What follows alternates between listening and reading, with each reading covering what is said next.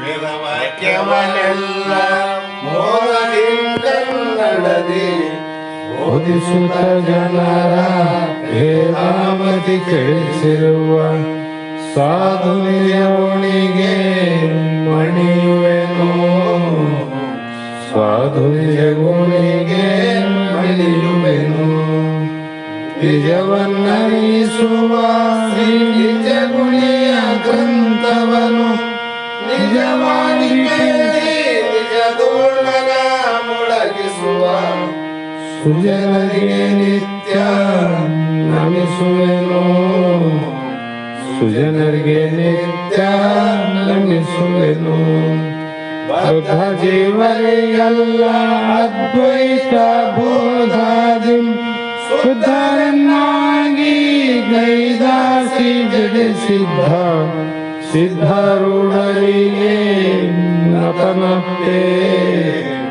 ಸಿದ್ಧಾರೂಢರಿಗೆ ನತನತೆ. ಬಹಳ ಬಲ ವೇದಾಂತಕ್ಕೆ ಸರಿ ಬಾಳ ಗರ್ಜನೆ ಕೇಳುವ ತನಕ ಬಾಳ ಕೂಗುತ್ತಲೆಪ್ಪವಿ ಶಾಸ್ತ್ರವೆಂಬುವ ನರಿಗಳು. ಬಾಳ ಶಕ್ತಿಯ ಸುಳುವ ಗರ್ಜನೆ ಬಾಳ ಕೇಳಿದ ಬಳಿಕ ಕೂಗವು. ಬಾಳ ಕೇಳಲು ಬೇಕು ವೇದಾಂತ್ಯಂಬ ಶಾಸ್ತ್ರವನ್ನು.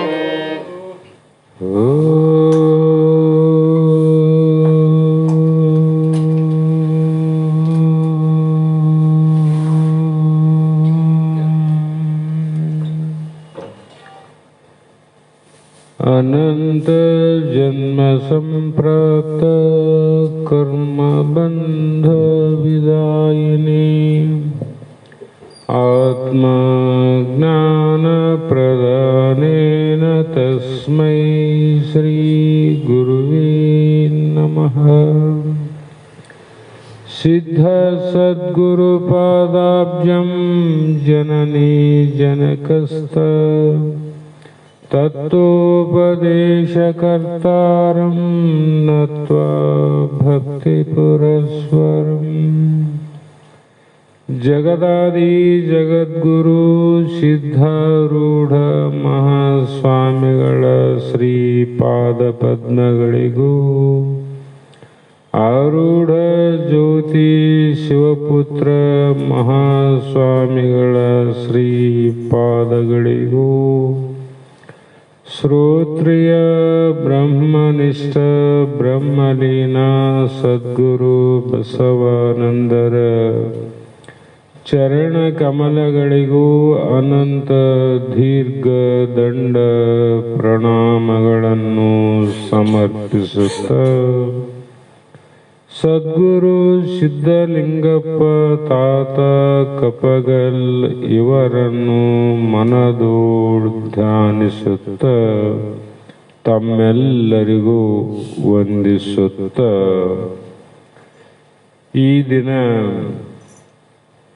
ಶ್ರೀಮನ್ ನಿಜಗುಣ ಯೋಗಿಗಳು ಕನ್ನಡದಲ್ಲಿ ರಚಿಸಿದಂಥ ಪರಮ ಅನುಭವ ಬೋಧ ಎನ್ನುವ ಗ್ರಂಥದ 3ನೆಯ ಸಂಧಿ 2ನೆಯ ಸೂತ್ರ ಇಂದಿನ ಆಧಾರದ ವಿಷಯವಾಗಿದ್ದು,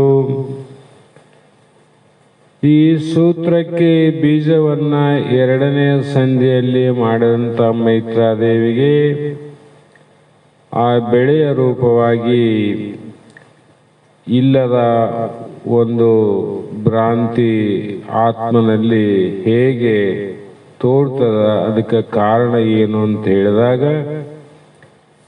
ನಿಜಗುಣ ಶಿವಯೋಗಿಗಳು ಮತ್ತು ಯಜ್ಞವಲ್ಕ ಮಹರ್ಷಿಗಳು ಸವಿಸ್ತಾರವಾಗಿ ಹೇಳಿದರು.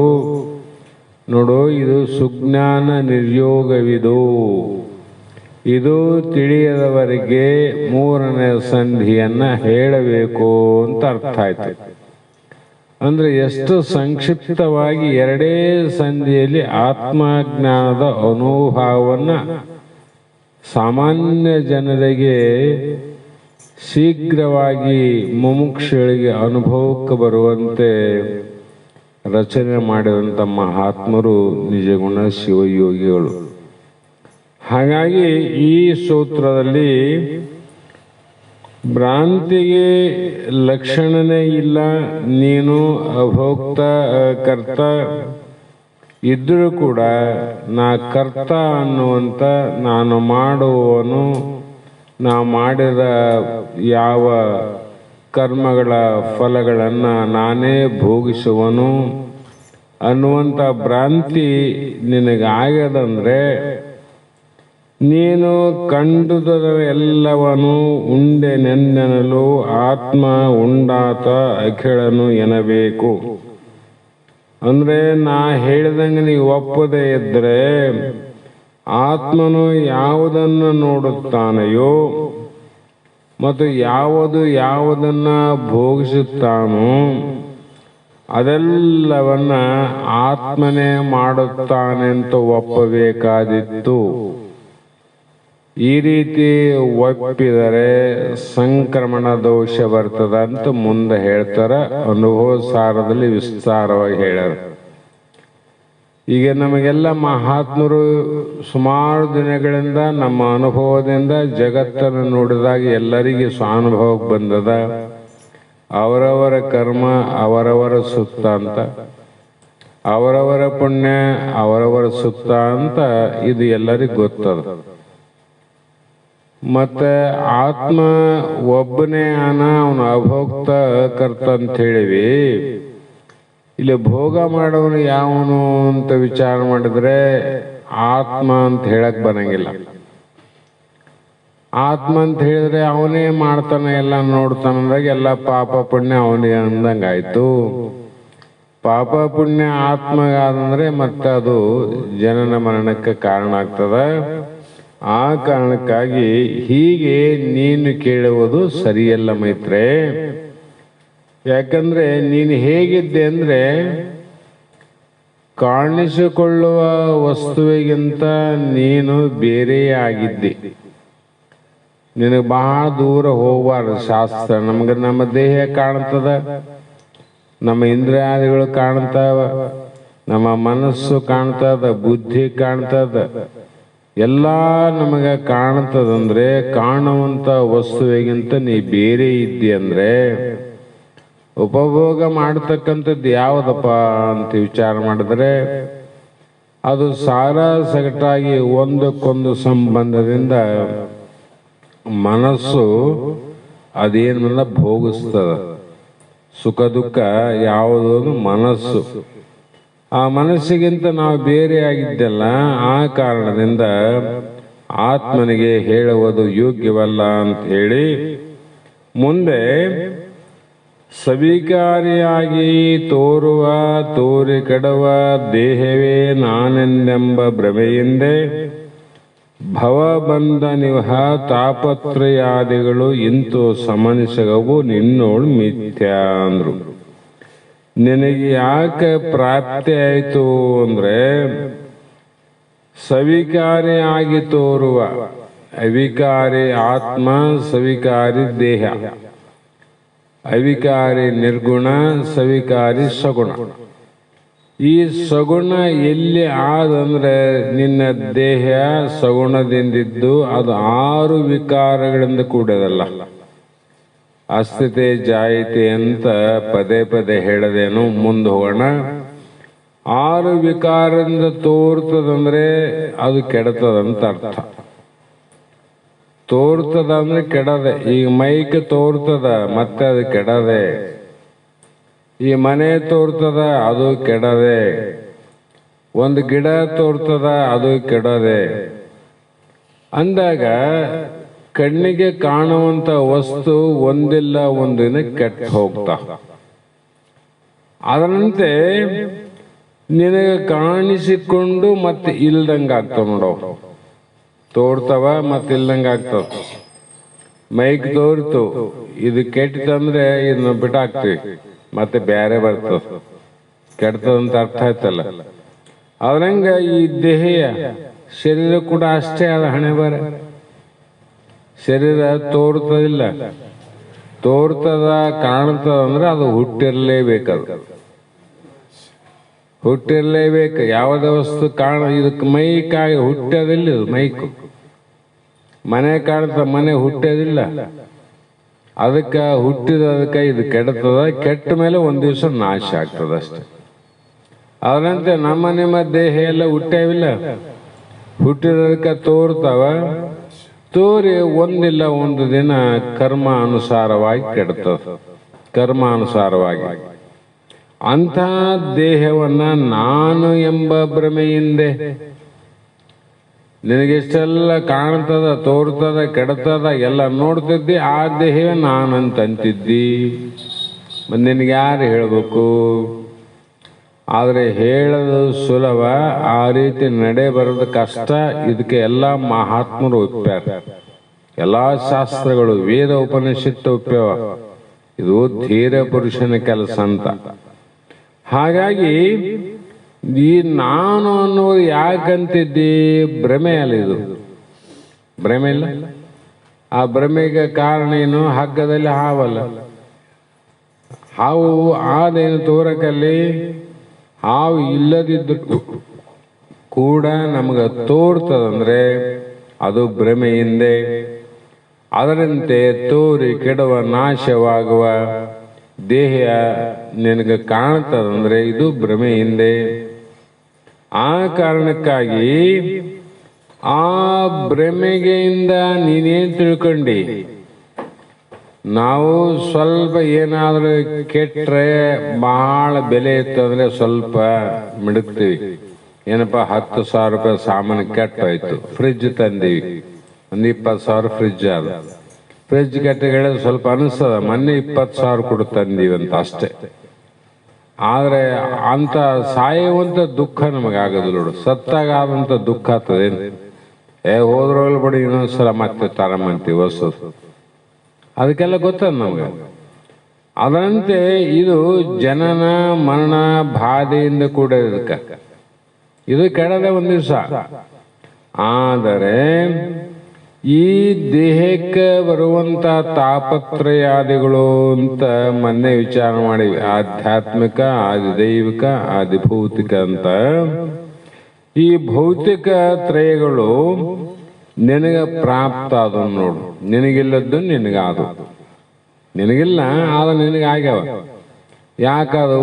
ನೀನಲ್ಲದ ಒಡಲನ್ನು ನೀನೆಂದೆಂಬ ಕಾರಣದಿಂದ. ಎದಕ್ಕಾಗಿಲ್ಲ? ನಾವು ಅಲ್ಲದನ್ನ ನಾನು ಅಂತ ತಿಳ್ಕೊಂಡವಲ್ಲ, ಅದಕ್ಕಾಗುವಂತ ದುಃಖಗಳೇನವ ನನಗಾಯ್ತು. ಹಾಗಾಗಿ ಅವುಗಳು ನಿನಗೆ ಒಂದು ವೇಳೆ ತೋರಿದ್ರು ಕೂಡ, ಈಗ ಆತ್ಮಜ್ಞಾನ ಆಗ್ಯದಲ್ಲ, ತೋರ್ತಾವವು. ನೀನು ಅಜ್ಞಾನ ಕಾಲದಲ್ಲಿಯೂ ತೋರ್ತವ, ಜ್ಞಾನ ಕಾಲದಲ್ಲಿಯೂ ತೋರ್ತಾವ. ಜ್ಞಾನ ಆದ್ಮೇಲೆ ನನಗೆ ದೇಹ ಕಾಣಂಗ್ಲೇನ್? ನನ್ನ ದೇಹ ಕಾಣ್ತದ. ಈಗ ಹೆಂಗ್ ಕಾಣ್ತಾವ? ಮೊದಲು ಹೆಂಗ್ ಕಂಡವ, ಈಗ ನಂಗೆ ಕಾಣ್ತಾವ. ಮೊದಲಿದ್ದ ಮುಖ, ಮೊದಲಿದ್ದ ಕೈ ಕಾಲು ಎಲ್ಲ ಮೊದಲಿದ್ದಂಗೆ ಕಾಣ್ತಾವ. ಮತ್ತೆ ವ್ಯತ್ಯಾಸ ಏನು ಅಂತಂದ್ರೆ, ಜ್ಞಾನಿಗೆ ಕಂಡ್ರೆ ಇವು ನನಗಲ್ಲಂತಾನ, ಅಜ್ಞಾನಿ ಕಂಡ್ರೆ ನನಗಂತಾನೆ, ಇಷ್ಟೇ. ಹಾಗಾಗಿ ಇವು ತೋರಿದ್ರು ಕೂಡ ಮಿಥ್ಯೆ ನೋಡು, ಸುಳ್ಳಂತ ತಿಳ್ಕೋ ಮೈತ್ರ. ಮತ್ತೆ ಆವ ಕುಪರತಿಯದು ಸಮನಸೆ ಸುಖವೆಂಬರು ಅವಿವೇಕಿಗಳು ತಮ್ಮ ಬಗೆಯಿಂದೇ ಕಮಲದಳ ನೇತ್ರೆ ಮೈತ್ರಿಯೇ ಕೇಳು ದುಃಖವನೇ ತತ್ ಎಂಬರು ಹರಿಯದೇ. ಇವರ ಮಾತು ಕೇಳಬೇಕು. ಅವಕ್ಕೇನು 3 ತಾಪತ್ರಯ ಅವಲ್ಲ, ಆಧ್ಯಾತ್ಮಿಕ, ಆದಿ ದೈವಿಕ, ಆದಿ ಭೌತಿಕ ಅಂತ ದುಃಖ ಅವಲ್ಲ. ಆ ದುಃಖ ತೋರದೆ, ಸಮನಿಸದೆ ಅಂದ್ರೆ ತೋರದೆ ಆಗಲು ಅವಿವೇಕಗಳು ಏನ್ ಮಾಡಿದ್ರು ಅಂದ್ರೆ, ಆತ್ಮ ಅನಾತ್ಮ ವಿವೇಕ ಶೂನ್ಯರು. ಸರ್ಪಭೂಷಣರು ಕೂಡ ಒಂದು ಹೇಳಿರ್ಬೇಕಲ್ಲ, ಮೊನ್ನೆ ಹೇಳಿವಿ, ಅವರವರಿಗೆ ಅವರು ಮನವೊಲಿದದೇ ಬ್ರಹ್ಮ ಅಂತ.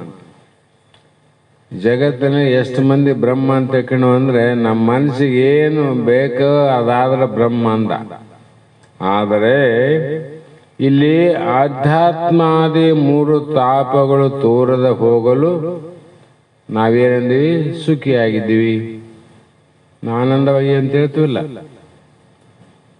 ಆದರೆ ಅವಿವೇಕಿಗಳು, ಭ್ರಮಿಸುವರು, ವಿವೇಕಶಾಲಿ ಏನ್ ತಿಳ್ಕೊಂಡ? ಇವು ತೋರಿದ್ರು ಕೂಡ ಸುಳ್ಳಂತ ತಿಳ್ಕೊಂಡ, ಅವಿವೇಕಿ ಸತ್ಯ ಅಂತ ಭ್ರಮೆಗೊಳಗದ, ಸ್ವರೂಪವನ್ನು ಮುಚ್ಚಿದ ವಿದ್ಯೆಯೇ ಇದಕ್ಕೆಲ್ಲ ಕಾರಣ. ಭ್ರಾಂತಿ ಕಾರಣ ಏನಂತ ಕೇಳಿದಲ್ಲಮ್ಮ, ಭ್ರಾಂತಿಗೆ ಒಂದು ಯಾವುದೋ ಒಂದು ತೋರ್ತದ ವಸ್ತೊಂದು ಕಾರಣ ಇರಬೇಕು. ಟೇಬಲ್ ತೋರ್ತದ, ಇದು ಪ್ಲಾಸ್ಟಿಕ್ ಕಾರಣ ಅದ, ಇದಕ್ಕೆ ಗ್ರಂಥ ತೋರ್ತದ, ಕಾಗದ ಕಾರಣ ಅದ, ಮೈಕ್ ತೋರ್ತದ, ಸ್ಟೀಲ್ ಕಾರಣ ಅದ, ಈ ಬಟ್ಟೆ ತೋರ್ತದ, ಇದಕ್ಕೆ ನೂಲು ಕಾರಣ ಅದ, ಬಂಗಾರ ತೋರ್ತದ, ಆಭರಣ ತೋರ್ತವ, ಬಂಗಾರ ಕಾರಣ ಅದ, ಗಡಿಗೆ ತೋರ್ತವ, ಮಣ್ಣು ಕಾರಣ ಅದ. ಅಂದ್ರೆ ಯಾವುದೋ ಒಂದು ವಸ್ತು ತೋರ್ತದಂದ್ರೆ ಕಾರಣ ಇರಲೇಬೇಕು, ಕಾರಣ ಇಲ್ಲದೆ ಕಾರ್ಯ ತೋರೋದಿಲ್ಲ ಅಂತ ನೇಮದ ಅನುಭವ. ಇಲ್ಲಿ ದೇಹದನ್ನ ಬಿಡು, ದೇಹಕ್ಕೆ ಕಾರಣ ಏನಂತ ಗೊತ್ತಾಗ್ಯದ ಮೈತ್ರಾದೇವಿಗೆ, ಪಂಚಮಹಾಭೂತಗಳೇ ಕಾರಣ ಅಂತ. ಮತ್ತೆ ಕರ್ಮೇಂದ್ರಿಯಕ್ಕೆ ಏನು ಕಾರಣ, ಜ್ಞಾನೇಂದ್ರಿಯಕ್ಕೆ ಏನು ಕಾರಣ, ಮನಸ್ಸು ಯಾವ ತತ್ವದಿಂದ ಹುಟ್ಟ್ಯದ, ಬುದ್ಧಿಯಲ್ಲಿ ಯಾವ ತತ್ವ ಅವ, ಚಿತ್ತದಲ್ಲಿ ಯಾವ ತತ್ವ ಅವ ಅಂತ ಅದನ್ನು ಗೊತ್ತಾಗ್ಯದ. ಆದ್ರೆ ಆಕೆ ಸಂಶಯ ಬಂದದ್ದೆಲ್ಲಿ ಹೀಗೆ ಅಂದ್ರೆ ಭ್ರಾಂತಿಯಲ್ಲಿ ಬಂದದ್ದು. ದೇಹದಲ್ಲಿ, ಇಂದ್ರಿಯಾದಿಗಳಲ್ಲಿ, ಮನ, ಬುದ್ಧಿ, ಚಿತ್ತ, ಅಹಂಕಾರದಲ್ಲೆಲ್ಲ ಭ್ರಾಂತಿಯಲ್ಲಿ. ಇದಕ್ಕೇನು ಕಾರಣ ಅಂದ್ರೆ ಅವ್ರು ಹೇಳಿದ್ರು ಅಜ್ಞಾನವೇ ಕಾರಣ, ಅವಿದ್ಯೆ ಕಾರಣ. ಹಾಗಾಗಿ ಇಂಥ ಒಂದು ಮೂರು ದುಃಖದ ನಿವೃತ್ತಿ ಏನಾಯ್ತಲ್ಲ, ನಿವೃತ್ತಿ ಆದರೆ ಅದಕ್ಕೆ ಸಾಂಖ್ಯಶಾಸ್ತ್ರದವರು ಮತ್ತು ಇನ್ನಿನ್ನು ಬೇರೆ ಮತವಾದಿಗಳು ಅದಕ್ಕೆ ಮೋಕ್ಷ ಅಂತ ಹೇಳಿದರು. ಅದೇ ಮೋಕ್ಷ, ಆದರೆ ಅದು ಮೋಕ್ಷ ಅಲ್ಲ. ಅದಕ್ಕೆ ನಿಜಗುಣರು ವೇದಾಂತಿಗಳು ಸಣ್ಣ ಮತದವರನ್ನ ಎಳೆ ಎಳೆಯಾಗಿ ದೋಷವನ್ನು ಯಾಕೆ ಹೇಳರಂದ್ರೆ ಅವರು ತಿಳ್ಕೊಂಡದ್ದು ಆತ್ಮ ಅಲ್ಲ, ಅವ್ರು ತಿಳಿದದ್ದಲ್ಲ. ವೇದಾಂತಿಗಳು ವೇದದಲ್ಲಿ ಭಗವಂತ ಹೇಳಿದ ತತ್ವಮಸಿ ಮಹಾವಾಕ್ಯದ ದೃಢಪರೋಕ್ಷ ಜ್ಞಾನ ಎಲ್ಲಿ ಆಗ್ತದ ಅದು ಜ್ಞಾನ ದೇವತು ಕೈವಲ್ಯ. ಯಾಕ್ರಿ ಅಂದ್ರೆ ಆಧ್ಯಾತ್ಮಿಕ, ಆದಿ ಭೌತಿಕ, ಆದಿ ದೈವಿಕ ಅನ್ನುವಂಥ ಮೂರು ತಾಪ ದುಃಖ ಅವ, ಹೌದಿಲ್ಲ? ನಿದ್ದೆಗಾವೇನು? ನಿದ್ದೆಗೆ ಯಾರಿಗಿಲ್ಲ, ಅಜ್ಞಾನಿಗಿಲ್ಲ, ಜ್ಞಾನಿಗಿಲ್ಲ, ಯಾರಿಗಿಲ್ಲ. ಮತ್ತ ಅಲ್ಲಿ ದುಃಖ ಇಲ್ಲ ಅಂದ್ರೆ ಆ ದುಃಖ ಇಲ್ಲದ ವೃತ್ತಿಗೆ ಮೋಕ್ಷ ಅಂತ ಹೇಳಕ್ಕಾಗ್ತದೇನು? ಯಾಕೆ ಹೇಳ್ಬಾರ್ದ್ರಿ? ಹೇಳ್ಬೋದಲ್ಲ. ಅಂದ್ರೆ ಮತ್ತೆ ಜಾಗೃತಿ ಬಂದ ಮೇಲೆ ಮತ್ತೆ ದುಃಖ ಪ್ರಾರಂಭ ಆತವಿಲ್ಲ. ಅತ್ಯಂತ ದುಃಖ ನಿವೃತ್ತಿ ಆಗಲಿಲ್ಲ, ಅತ್ಯಂತ ಆಗಲಿಲ್ಲ, ಇಲ್ಲವೇ ಇಲ್ಲ ನಂಗೆ ಆಗಲಿಲ್ಲ. ಅದು ಎಲ್ಲಿ ಆಗ್ತದಂದ್ರೆ ನಿನ್ನ ಸ್ವರೂಪವನ್ನ, ನಮ್ಮ ಸ್ವರೂಪವನ್ನ ನಾವು ಯಾವಾಗ ತಿಳ್ಕೊಂಡು ಇದು ಸತ್ಯ ಅಂತ ದೃಢ ಆಗ್ತದ ಆವತ್ತ ಇಲ್ದಂಗ ಆಗ್ತದ. ಈ ರೀತಿಯಾಗಿ ಅವಿವೇಕಿಗಳಿಗೆ ಏನು ಮಾಡಿದ್ರು ಅಂದ್ರೆ ಅಜ್ಞಾನ ಅಂದ್ರೇನು? ಅಜ್ಞಾನ ಇದ್ದಲ್ಲಿ ದುಃಖ ಅದ, ಜ್ಞಾನ ಇದ್ದಲ್ಲಿ ಸುಖ ಅದಲ್ಲ. ಅವಿವೇಕಿಗಳಿಗೆ ಏನು ಮಾಡಿದ್ರು ಅಂದ್ರೆ ಅಜ್ಞಾನದಲ್ಲಿ ಇರುವಂತ ದುಃಖವನ್ನೇ ಸುಖ ಅಂತ ಕಂಬಿಟ್ರು ಅವ್ರು. ಏನ್ ಮಾಡ್ಬೇಕು? ಯಾವುದು ದುಃಖ ಅದ ದುಃಖನೇ ಸುಖ ಅಂತ ತಿಳ್ಕೊಂಡ್ರೆ ಏನ್ ಮಾಡಕ್ಕಾಗ್ತದ? ಹಾಗಾಗಿ ಆದ್ದರಿಂದ ಇವೆಲ್ಲರೂ ವೇದಾಂತಗಳನ್ನ ಬಿಟ್ಟು ಸಾಂಖ್ಯ ಶಾಸ್ತ್ರ, ನೈಯಾಯಿಕರ ಶಾಸ್ತ್ರ, ಚಾರ್ವಾಕರ ಶಾಸ್ತ್ರ ಮೊದಲುಗೊಂಡು ಇವೆಲ್ಲವೂ ಅವಿವೇಕಿಗಳ ಆತ್ಮನಿರ್ಣಯ ಎಂಬ ಭಾವ ಅಂದ್ರು ಅವರು.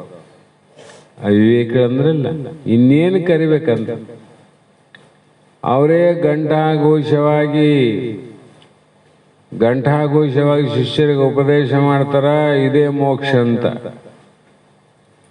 ಈ ಜನ ಏನದ ಅದೇ ನಂಬ್ಯಾರ.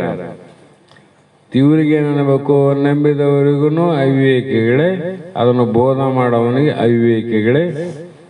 ಇದು ಎರಡನ್ನ ವಿಚಾರ ಮಾಡಿದಂಥ ಸರ್ವಜ್ಞ ಮೂರ್ತಿ ಹೇಳಿದ, ಬಳ್ಳಿಗುರುಡರು ಸೇರಿ ಹಳ್ಳವನ್ನು ಬಿದ್ದಂತೆ ಒಳ್ಳೆ ಗುರುವಿನ ಉಪದೇಶ ಇಲ್ಲದರೆ ಎಲ್ಲಿದು ಮುಕ್ತಿ? ಅದು ಜಗತ್ತಿನ ಕಾಣ್ತೀವಿಲ್ಲ, ನಾವು ನೋಡ್ತೀವಿ, ನೀವು ನೋಡ್ತೀವಿ. ಶಾಸ್ತ್ರ ವೇದಾಂತ ಕೇಳಿದಾಗ ಅವು ದೋಷ ಅಂತ ಗೊತ್ತಾಗ್ತದೆ. ಪಾಪ ವೇದಾಂತ ಶಾಸ್ತ್ರನೇ ಕೇಳಂದ್ರೆ ಎಲ್ಲದಕ್ಕೂ ಜೈ ಅನ್ನೋದೇ ಇದು ಮನಸ್ಸು. ಹಾಗಾಗಿ ಆತ್ಮನಿಗೆ ಬಂಧಾದಿ ಅಂದ್ರೇನು, ಬಂಧನ ಇಲ್ಲ, ಮತ್ತೆ ಜನನಿಲ್ಲ, ಮರಣಿಲ್ಲ, ವಿಕಾರ ಇಲ್ಲ, ಆತ್ಮನಿಗೆ ದುಃಖ ಇಲ್ಲ, ಯಾವಾಗಲೂ ಆನಂದವಾಗಿರೋನು.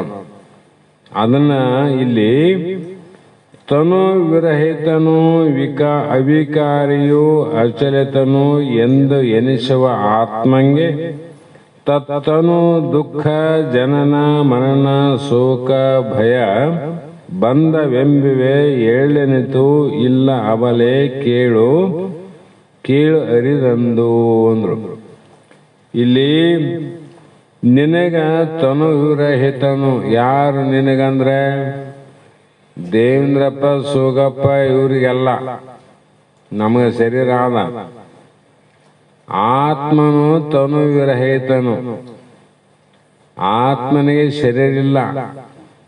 ಮತ್ತೆ ಶರೀರನೇ ಅವನಿಗೆ ಇಲ್ಲ ಅಂದ್ರೆ ಅವನು ಹುಟ್ಟೇನಂತ ಹೆಂಗೆ ಹೇಳ್ತಾರೆ? ತಾಯಿ ಗರ್ಭದಲ್ಲಿ ಶರೀರ ತಯಾರಾದ ಮೇಲೆ ಲೋಕಕ್ಕೆ ಅದು ಜಾರಿ ಬರ್ತದ. ಆಕೆ ಗರ್ಭಿಣಿ ಆಗ್ಲಾರ್ದ ಹುಡ್ತದ ಕೂಸು?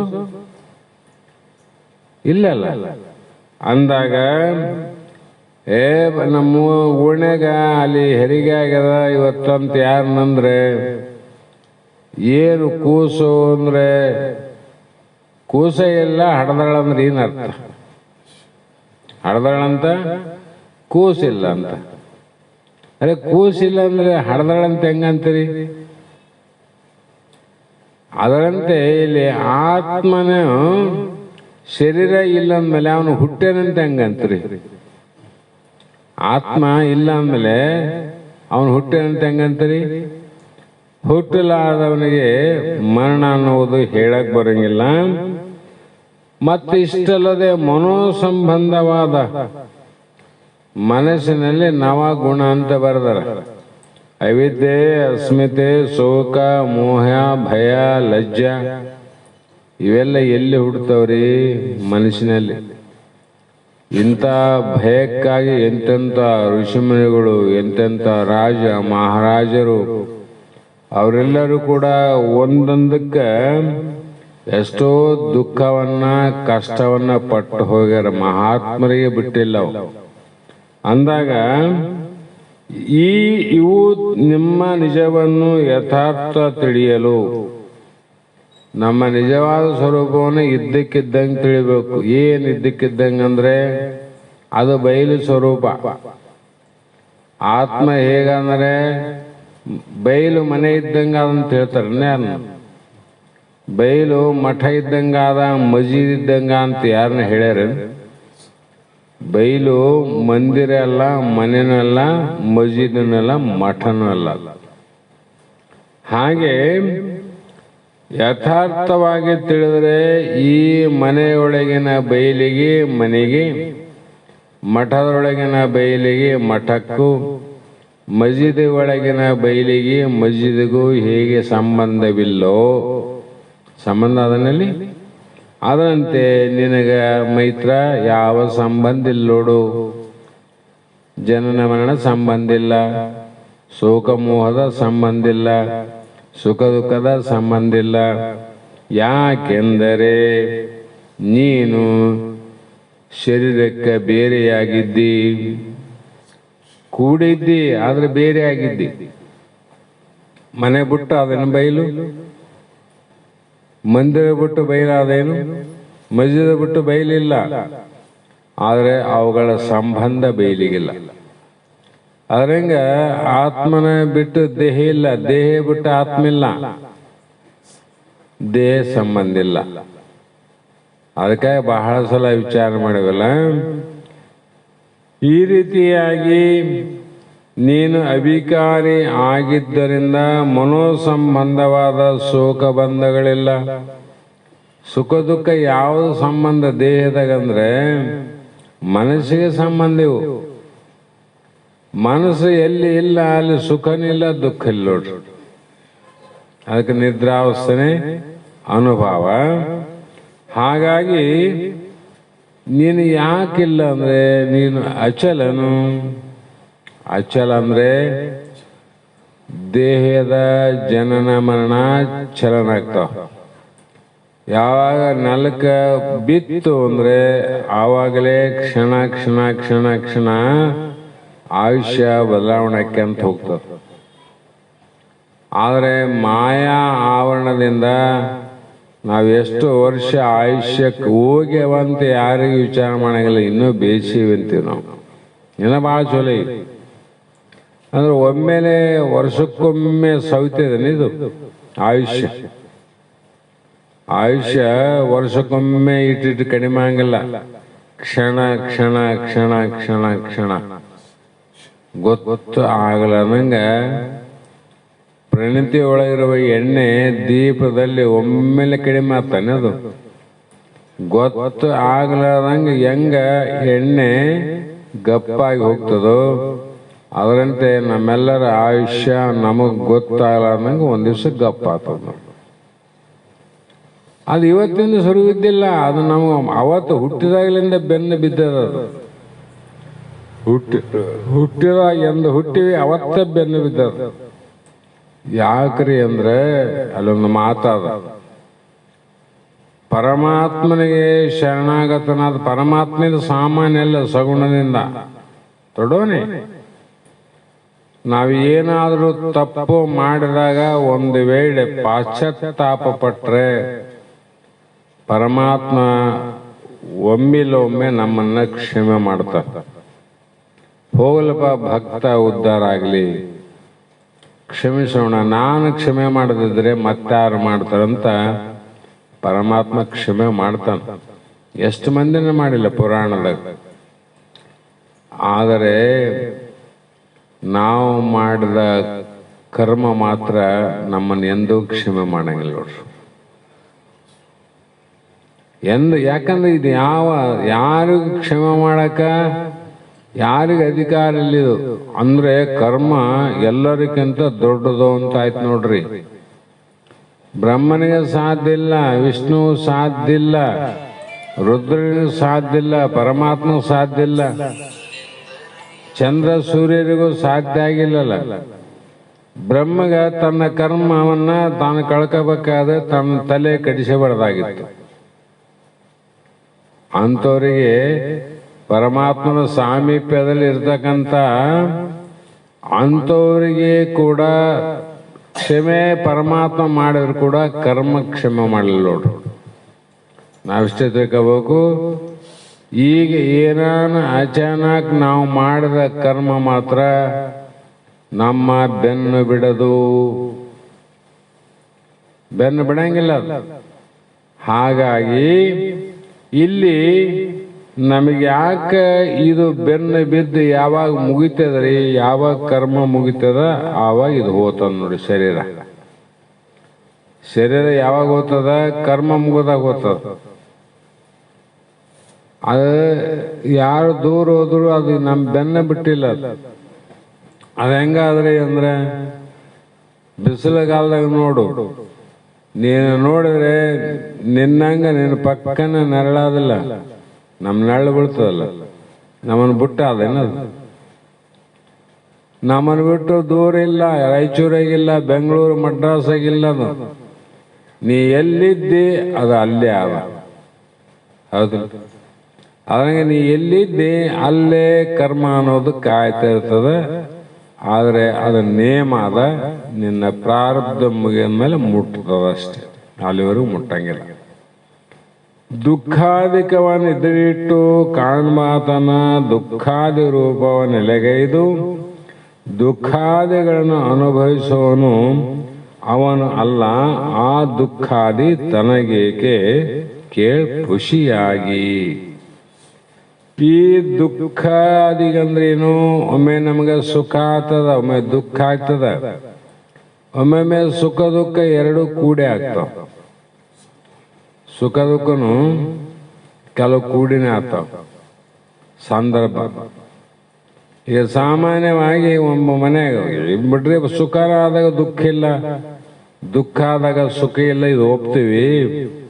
ಸುಖ ದುಃಖ ಒಮ್ಮೆಲೆ ಆತವಂತ ಇದು ಹೆಂಗೆ ತಿಳ್ಕೋಬೇಕು? ಹೌದಿಲ್ಲ? ಸುಖ ದುಃಖ ಯಾವಾಗ ಆತಂದ್ರೆ, ಈಗ ಒಬ್ಬ ಗರ್ಭಿಣಿ ಸ್ತ್ರೀ ಇರ್ತಾಳ, ಬಹಳ ದಿನಕ್ಕೆ ಆಕೆ ಗರ್ಭಿಣಿಯಾಗಿ ಒಂದು ಮಗು ಜನ್ಮ ಕೊಡ್ತಾಳ. ಹೌದಲ್ಲ? ಎಷ್ಟು ಆನಂದ ಅವ್ರಿಗೆ, ಸುಖ ಆಗ್ತಲ್ಲ ಮನೆ ಎಲ್ಲರಿಗೆ. ಅದೇ ಸಮಯದಲ್ಲಿ ತಾಯಿ ಸಾಯ್ತಾಳ. ಈ ಕಡೆ ಮಗು ಹುಟ್ಟಿತು, ಈ ಕಡೆ ತಾಯಿ ಪ್ರಾಣ ಬಿಡ್ತು. ಈಗ ಎರಡು ಒಮ್ಮೆಲೆ ಆತವು. ಇನ್ನು ಅದಾದ್ಮೇಲೆ 4 ದಿವಸ ಬಿಟ್ಟು ಆಗ್ತದ. ಏಕಕಾಲದಲ್ಲಿ ಎರಡು. ಅದಕ್ಕೆ ಶಾಸ್ತ್ರ ಹೇಳಿದ್ರು ಅವರು, ಸುಖ ದುಃಖ, ಕೆಲವೊಂದು ಸಲ ಸುಖ ದುಃಖ ಆದಿ ಎರಡು ಮಿಶ್ರ ಇವು. ಆದ್ರೂ ಕೂಡ ನೀನು ಇವುಗಳ ಸಂಬಂಧ ನಿನಗಿಲ್ಲ ಅಂತ. ನಿನಗ ಇವು ಭೋಗಿಲ್ಲ, ಮನಸ್ಸು ಭೋಗ ಮಾಡ್ತದ. ಮನಸ್ಸಲ್ಲ ಭೋಗ ಮಾಡೋದು, ಅದ ಮನಸ್ಸು ನೀನೇನು ಅಲ್ಲ. ಮನಸ್ಸು ಯಾರಿಗೆ ಹುಟ್ಟ್ಯದ? ಮನಸ್ಸು ಇಬ್ಬರಿಗೆ ಹುಟ್ಟ್ಯದ. ಅದು ವಾಯು ತತ್ವ ಮತ್ತು ಆಕಾಶ ತತ್ವ ಸೇರಿ ಮನಸ್ಸು ಹುಟ್ಟ್ಯದ ನೋಡ್ರಿ. ಯಾವ ತತ್ವ? ಆಕಾಶ ತತ್ವ ಮತ್ತು ವಾಯು ತತ್ವ. ಅದಕ್ಕಾಗಿ ಶಾಸ್ತ್ರ ಕೇಳಕ ನಮ್ಮ ಮನಸ್ಸು ನಮ್ಮಲ್ಲಿ ನಿಂತದಲ್ಲ ಅಂದ್ರೆ ಇದು ಆಕಾಶ ತತ್ವ. ಈಗ ಇದು ಕೇಳದ ತಕ್ಷಣ ಮತ್ತೆ ಹೊರಗೆ ಹೋಗ್ಬೇಕಂತಲ್ಲ ವಾಯು ತತ್ವ. ಯಾಕಂದ್ರೆ ವಾಯು ತಿರುಗಾಡ್ತದಿಲ್ಲ. ಅವು ನಿರ್ಣಯ ಮಾಡ್ಯಾರ ಮಹಾತ್ಮನು. ಸರಿಯಾಗಿ ಶಾಸ್ತ್ರ ತಿಳ್ಕೊಂಬಿಟ್ರೆ ನಮಗೆ ಅನುಭವಕ್ಕೆ ಬರ್ತಾವ. ಮನಸ್ಸಿಗೆ ನಿಂತಿಲ್ಲ ಎಲ್ಲರಿಗೆ, ಕೇಳೋರಿಗೆ ಹೇಳೋರಿಗೆ. ಇದು ಆಕಾಶ ತತ್ವ, ನಿಂತಿದ್ದು ಆಕಾಶ ತತ್ವ, ಮತ್ತೆ ಹೋದದ್ದು ವಾಯು ತತ್ವ. ತಿರುಗಾಡ್ಬಿಡ್ತದೆ, ಎಲ್ಲಿ ಬೇಕಲ್ಲಿ ತಿರುಗಾಡ್ತದ. ಅದಕ್ಕೆ ಇಬ್ಬರಿಗೂ ಹುಟ್ಟಿದವನು ಅಂತಾರಲ್ಲ, ಇಬ್ಬರಿಗೂ ಹುಟ್ಟಿದವನಂತ ಅವ್ರ ಹಂಗಂದ್ರು ಕೂಡ ಶಾಸ್ತ್ರದಲ್ಲಿ ಇಬ್ಬರಿಗೂ ಹುಟ್ಟಿದವನು ಯಾರು ಅಂದ್ರೆ ಮನಸ್ಸು ಅಂತ ಕವ. ಜಗಳನಿಲ್ಲ, ನ್ಯಾಯನಿಲ್ಲ. ಹಾಗಾಗಿ ಈ ದುಃಖಗಳು ತನಗೆ ಅಲ್ಲ. ಯಾಕಲ್ಲಂದ್ರೆ ದೃಶ್ಯಗಳಾಗಿ ತೋರಿ ಸುಳ್ಳಾಗಿ ಹೂವು. ಇವು ಕಾಣ್ತಾವಿಲ್ಲ ನಿನಗೆ, ಕಾಣ್ತಾವಂದ ಸುಳ್ಳಾಗಿ ಹೋಗ್ತಾವಿಲ್ಲ. ಇಲ್ಲಿವರೆಗೆ ಕೇಳೇವಲ್ಲ, ಕಂಡವೆಲ್ಲ ಸುಳ್ಳಾಗಿ ಹೋಗ್ತಾವಂತ. ದೇಹ ಕಾಣ್ತದಂತಿದೆ, ಸುಳ್ಳಾಗಿ ಹೋಗಲಾರದ ಸತ್ಯವಾಗಿರ್ತದೆ. ಇದು ಹೋಗದೆ. ಆದ್ದರಿಂದ ನೀನು ಹೋಗುವಕ್ಕೂ ಮತ್ತು ಬರಬೇಕು ನೋಡಿದ್ದೆ, ಬಂದದ್ದು ನೋಡಿದ್ದಿ, ಹೋಗೋದು ನೋಡ್ತಿದ್ದ ಅಂದ್ರೆ ಇವೆರಡಕ್ಕೂ ಸಾಕ್ಷಿಯಾಗಿದ್ದೆ. ನೀನು ಏನಾಗಿದ್ದೀವಿ?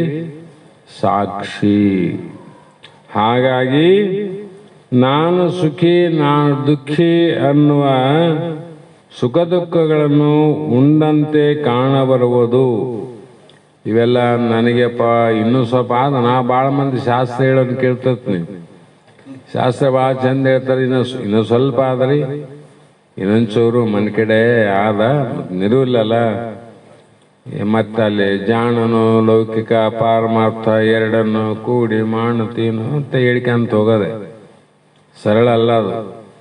ಹಾಗಾಗಿ ಇವು ಭ್ರಮೆಯಿಂದ ತೋರ್ತಾವ ನೋಡ್ರಿ. ಭ್ರಮೆಯಿಂದ ತೋರಿದ ಹಗ್ಗದಲ್ಲಿ ತೋರಿದಂತ ಹಾವು ಮತ್ತೊಬ್ಬರನ್ನು ಕಚ್ಚಿ ಸಾಯಿಸುವ ಶಕ್ತಿ ಉಂಟೆ? ಅದು ಯಾರನ್ನ ಕಡೋದು ವಿಷ ಏರಿ ಅವನ ಮರಣ ಆಗುವಂತ ಶಕ್ತಿ ಅದ್ರಾಗ ಉಂಟೇನು? ಯಾಕಂದ್ರೆ ಅದು ಇಲ್ಲದಂಥ ಭ್ರಮೆಯಿಂದ ಹುಟ್ಟಿದಂಥ ಹಾವು. ಅದೇ ರೀತಿ ಇದೇನದ ಭ್ರಮೆಯಿಂದ ಹುಟ್ಟ್ಯದ, ಇದು ಭ್ರಮೆ ಕರ್ಮ ಕಾರಣದಿಂದ ಹುಟ್ಟ್ಯದ, ಇವು ನಿನಗೆ ಸಂಬಂಧ. ಅದರಂತೆ ನೀನೇ ಉಣ್ಣಂಗಾಗ್ತದ, ನೀನೇ ಉಣ್ಣಂಗಾಗ್ತದ. ಅದಕ್ಕೆ ಮಹಾತ್ಮರು ಹೇಳಿದರು, ಉಂಡು ಉಪವಾಸಿ ಬಳಸಿ ಬ್ರಹ್ಮಚಾರಿ. ಅವ್ರು ನಾವೇನೇನು ಉಂಡ್ರೆ ನಾವು ಉಂಡಿವಿ ಅಂತಿಲ್ಲ, ಅವ್ರ ಹಂಗೆ ತಿಳ್ಕಂಗಿಲ್ಲ. ಯಾರನ್ನ ಕೇಳಿದ್ರೆ ಊಟ ಆಯ್ತಾರೆ ಅಂದ್ರೆ ಊಟ ಆಯ್ತಂತಾರೆ, ಇಲ್ಲಂತಲ್ಲ. ಆದ್ರೆ ನಾನು ಉಂಡೆ ಅಂತ ಅನ್ನಂಗಿಲ್ಲ ಅವ್ರು ಒಳಗೆ ತಮ್ಮ ಭಾವದಲ್ಲಿ. ಹಾಗಾಗಿ ಕಂಡುದನು ಎಲ್ಲವನ್ನೂ ಉಂಡೆನೆಂದೊಂಬಡೆ ಕಂಡ ಶುದ್ಧಾದಿ ವಿಷಯಗಳನ್ನು ಉಂಡಾತನಹುದು ಅದರಿಂದ ತಿಳಿಯೇ ಚಿದ್ ಅಖಂಡ ಆತ್ಮನಿಗೆ ಭೋಕ್ತತ್ವ ಉಂಟೆ ಅಂತ ಇಲ್ಲಿ ಕಳೆಯುವ ಪ್ರಯತ್ನ ಮಾಡ್ತಾರ. ಮೊದಲೇ ಸೂತ್ರದಲ್ಲಿ ಹೇಳಿದಂಗ ಆತ್ಮನಿಗೆ ಸುಖ ಇಲ್ಲ, ದುಃಖ ಇಲ್ಲ. ಆ ಸುಖ ದುಃಖವನ್ನ ನೋಡ್ತಾನಲ್ಲ, ನೋಡ್ತಿಲ್ಲ ಅವು ಇಲ್ರಿ. ಆ ಸಮಯದಲ್ಲಿ ಬಹಳ ಕಷ್ಟ ಕಾಲಿತ್ತು, ಬಹಳ ದುಃಖ ಇತ್ತು. ತಂದೆ ತಾಯಿಗಳಿಗೆ ಇಷ್ಟು ಜನ ಮಕ್ಕಳಿದ್ದೀವಿ, ಬಡತನ ಬಹಳ ಇತ್ತು, ಬಹಳ ದುಃಖ ಇತ್ತು ಅಂತ ಅನಿಸ್ತಲ್ಲ. ಆದರೂ ಕೂಡ ಆತ್ಮನಿಗೆ ಭೋಕ್ತೃತ್ವ ಉಂಟೆ ಅಂದ್ರೆ ಆತ್ಮನಿಗಿಲ್ಲ. ಯಾರಿಗೆ? ಯಾವ ಈ ಕಡೆ ದೇಹಾದಿಗಳಿಗೆ ಮೊದಲು ಹೇಳಲ್ಲ. ಜನನ ಮರಣ ಸ್ಥೂಲ ದೇಹಕ್ಕ, ಹಸಿವು ತೃಷೆ ಪ್ರಾಣಕ್ಕ, ಶೋಕಮೋಹ ಮನಸ್ಸಿಗೆ, ಸ್ಮೃತಿ ವಿಸ್ಮೃತಿ ಚಿತ್ತಕ್ಕ, ನಿಶ್ಚಯ ನಿರ್ಣಯ ಮಾಡೋದು ಬುದ್ಧಿಗೆ, ನಾನು ಅನ್ನೋದು ಇವು ನೋಡು. ಇವು ಮಾಡ್ತಾವ, ಇವಕ್ಕಿಲ್ಲ ಅಂತಲ್ಲ, ಇವಕ್ಕಿಲ್ಲ ಅಂತ ಹೇಳಕ್ ಬರಂಗಿಲ್ಲ. ಆದ್ರೆ ಇವು ನೀನೇನು, ನೀನು ಅಲ್ಲ ಅಂದ್ರೆ ಇವು ನಿನಗಿಲ್ಲ ಅಂತ ತಿಳ್ಕೊಂತಾರ. ನೀನು ಹೌದಂದ್ರೆ ನನಗೆ ಅವಂತ ಅನ್ಕೋ, ಯಾರು ಬೇಡ ಅಂತಾರ. ಅದಕ್ಕೇನು ಅಪದ್ದಕ್ಕೆ ಅಪ್ಪಣೆ ಇಲ್ಲ ಅಂತಾರೆ ಮಹಾತ್ಮರು. ಆದ್ರೆ ಅಷ್ಟು ಸರಳವಾಗಿ ನಿಶ್ಚಯ ಮಾಡಿಕೊಳ್ಳೋದು ಸಮಯ ಹಿಡಿತದ, ಕಾಲ ಅವಕಾಶ ಬೇಕಾಗ್ತದ. ಅದಕ್ಕೆ ಹಿಂದೆ ಇರುವಂತ ದುಷ್ಟಕರ್ಮ ಶಿಷ್ಟಕರ್ಮ ನೀತಿ ಅನೀತಿ ಅದಕ್ಕೆಲ್ಲ ಬುನಾದಿ ಇರಬೇಕು. ಆ ಬುನಾದಿ ಇಲ್ದವರಿಗೆ ಶಾಸ್ತ್ರ ಕೇಳಬಹುದು, ಶಾಸ್ತ್ರ ಹೇಳಬಹುದು, ಆದರೆ ಅನುಭವಕ್ಕೆ ವಿರುದ್ಧ ಆಗ್ತದೆ. ಯಾಕಂದ್ರೆ ಒಳಗೆ ಬೇರೆ ಅವಲ್ಲ, ಒಳಗಿನ ಗುಣ ಬೇರೆ ಇದ್ದು ಹೊರಗೆ ಏನು ಮಾಡಿ ಕೂಡ ಪ್ರಯೋಜನ ಕೊಡಂಗಿಲ್ಲ. ಒಳಗೆ ಸ್ವಚ್ಛ ಆಗ್ಬೇಕು. ಅದಕ್ಕೆ ಹೇಳಿದ್ರು ಶಿವಕಾರುಣ್ಯ ಶಿವನ ಕರುಣೆಯನ್ನು ಪಡಿ ಅಂದ್ರು. ಆ ಒಂದು ಶಿವನ ಕೃಪೆ, ವೇದ ಕೃಪೆ, ಮತ್ತ ಈಶ್ವರ ಕೃಪೆ, ಗುರು ಕೃಪೆ, ಅಂತಃಕರಣ ಕೃಪೆ ಅಂತ ಏನು ಹೇಳ್ಯಾರಲ್ಲ, ಅದಕ್ಕಾಗಿ ನಿಜಗಳು ಒಂದು ಪದ್ಯ ಹೇಳ್ಬಿಟ್ರು. ಸುಮ್ಮನಾಗದು ಅರಿವಿನಿಂದಲೇ ಮುಕ್ತಿ, ನೆಮ್ಮಿ ಲೇಸು ಎನಿಸುವ ಗುಣ ಗಣ ಇಲ್ಲದವನಿಗೆ ಸುಮ್ಮನಾಗದು ಅರಿವಿನಿಂದಲೇ ಮುಕ್ತಿ. ಇಲ್ಲೇನು ಹೇಳ್ತು ಶಾಸ್ತ್ರ? ಜ್ಞಾನದಿಂದಲೇ ಮೋಕ್ಷ ಆಗ್ತಂತ ಹೇಳ್ತಲ್ಲ. ನಿಜಗಳು ಜ್ಞಾನದಿಂದಲೇ ಮೋಕ್ಷ ಅಂದ್ರೆ ಅದ್ರಿಗೇನು ಅನುಮಾನ ಇಲ್ಲ. ಆದರೆ ಆ ಜ್ಞಾನ ನಿನಗೆ ಆಗ್ಬೇಕಾಯ್ತು, ಜ್ಞಾನದಿಂದ ಮೋಕ್ಷ ಅಲ್ಲ. ಆ ಜ್ಞಾನ ನಿನಗೆ ಆಗ್ಬೇಕಾಗಿದ್ರೆ ಸುಮ್ಮನಾಗದಂದ್ರು. ಏನು ಮಾಡಿದ್ರೆ ಆಗ್ತದ ಅಂದ್ರೆ ಶಮೆ ವಿವೇಕ, ಗುರುಪಾದ ಸೇವೆ ಮತ್ತು ಬಹಳ ಹೇಳಿಕಂತ ಬಂದಾರ. ಆ ಗುಣಗಳು ನಮ್ಮಲ್ಲಿ ಯಾವಾಗ ಪ್ರಾಪ್ತಿ ಆದವು ಅಂದ್ರೆ ಅವಾಗ ಜ್ಞಾನ ಆಗ್ತದ. ಆ ಜ್ಞಾನದಿಂದ ಅಜ್ಞಾನ ನಷ್ಟ ಆಗ್ತದೆ. ಸುಮ್ಮನೆ ಜ್ಞಾನ ಆಗ್ಯದ ಬಹಳ ಕೇಳಿ ಬಂದ್ರೆ ಹೋಗೋದಿಲ್ಲ. ಅದು ಅವು ಬೇಕಲ್ಲ, ಅವ್ರು ಹೇಳೋದು ಬೇಕಲ್ಲ. ಹಾಗೆ ಈ ರೀತಿ ನೀನು ವಿಚಾರ ಮಾಡಿದ್ರೆ ಶುದ್ಧವಾದದ್ದು ಅಶುದ್ಧವಾಗಲಿ ಅಂದ್ರೆ ಏನು? ಯಾವುದೇ ಒಂದು ಒಳ್ಳೆಯದು ಪಾಪ ಪುಣ್ಯ ಯಾವುದಾದ್ರು ವಿಷಯ ಕಂಡರೆ ಅದನ್ನು ಭೋಗಿಸುತ್ತಾನೆಂದು ಹೇಳಬೇಕಾದಿತ್ತು. ಆತ್ಮನಿಗೆ ನೋಡ್ತಾನೆ, ಅವನಿಗೆ ಭೋಗಿಲ್ಲ. ಕೇಳ್ತಾನ, ಅವನಿಗೆ ಭೋಗಿಲ್ಲ. ಅದೇನೋ ಅವನಿಗೆ. ಅದಕ್ಕೆ ಅಲ್ಲಿ ಮಹಾತ್ಮರು ಕಣ್ಣಿಲ್ಲದೆ ನೋಡುವವನು, ಕಿವಿ ಇಲ್ಲದೆ ಕೇಳುವವನು, ಬಾಯಿ ಇಲ್ಲದೆ ಉಂಡುವವನು. ಯಾರು? ಅವನು.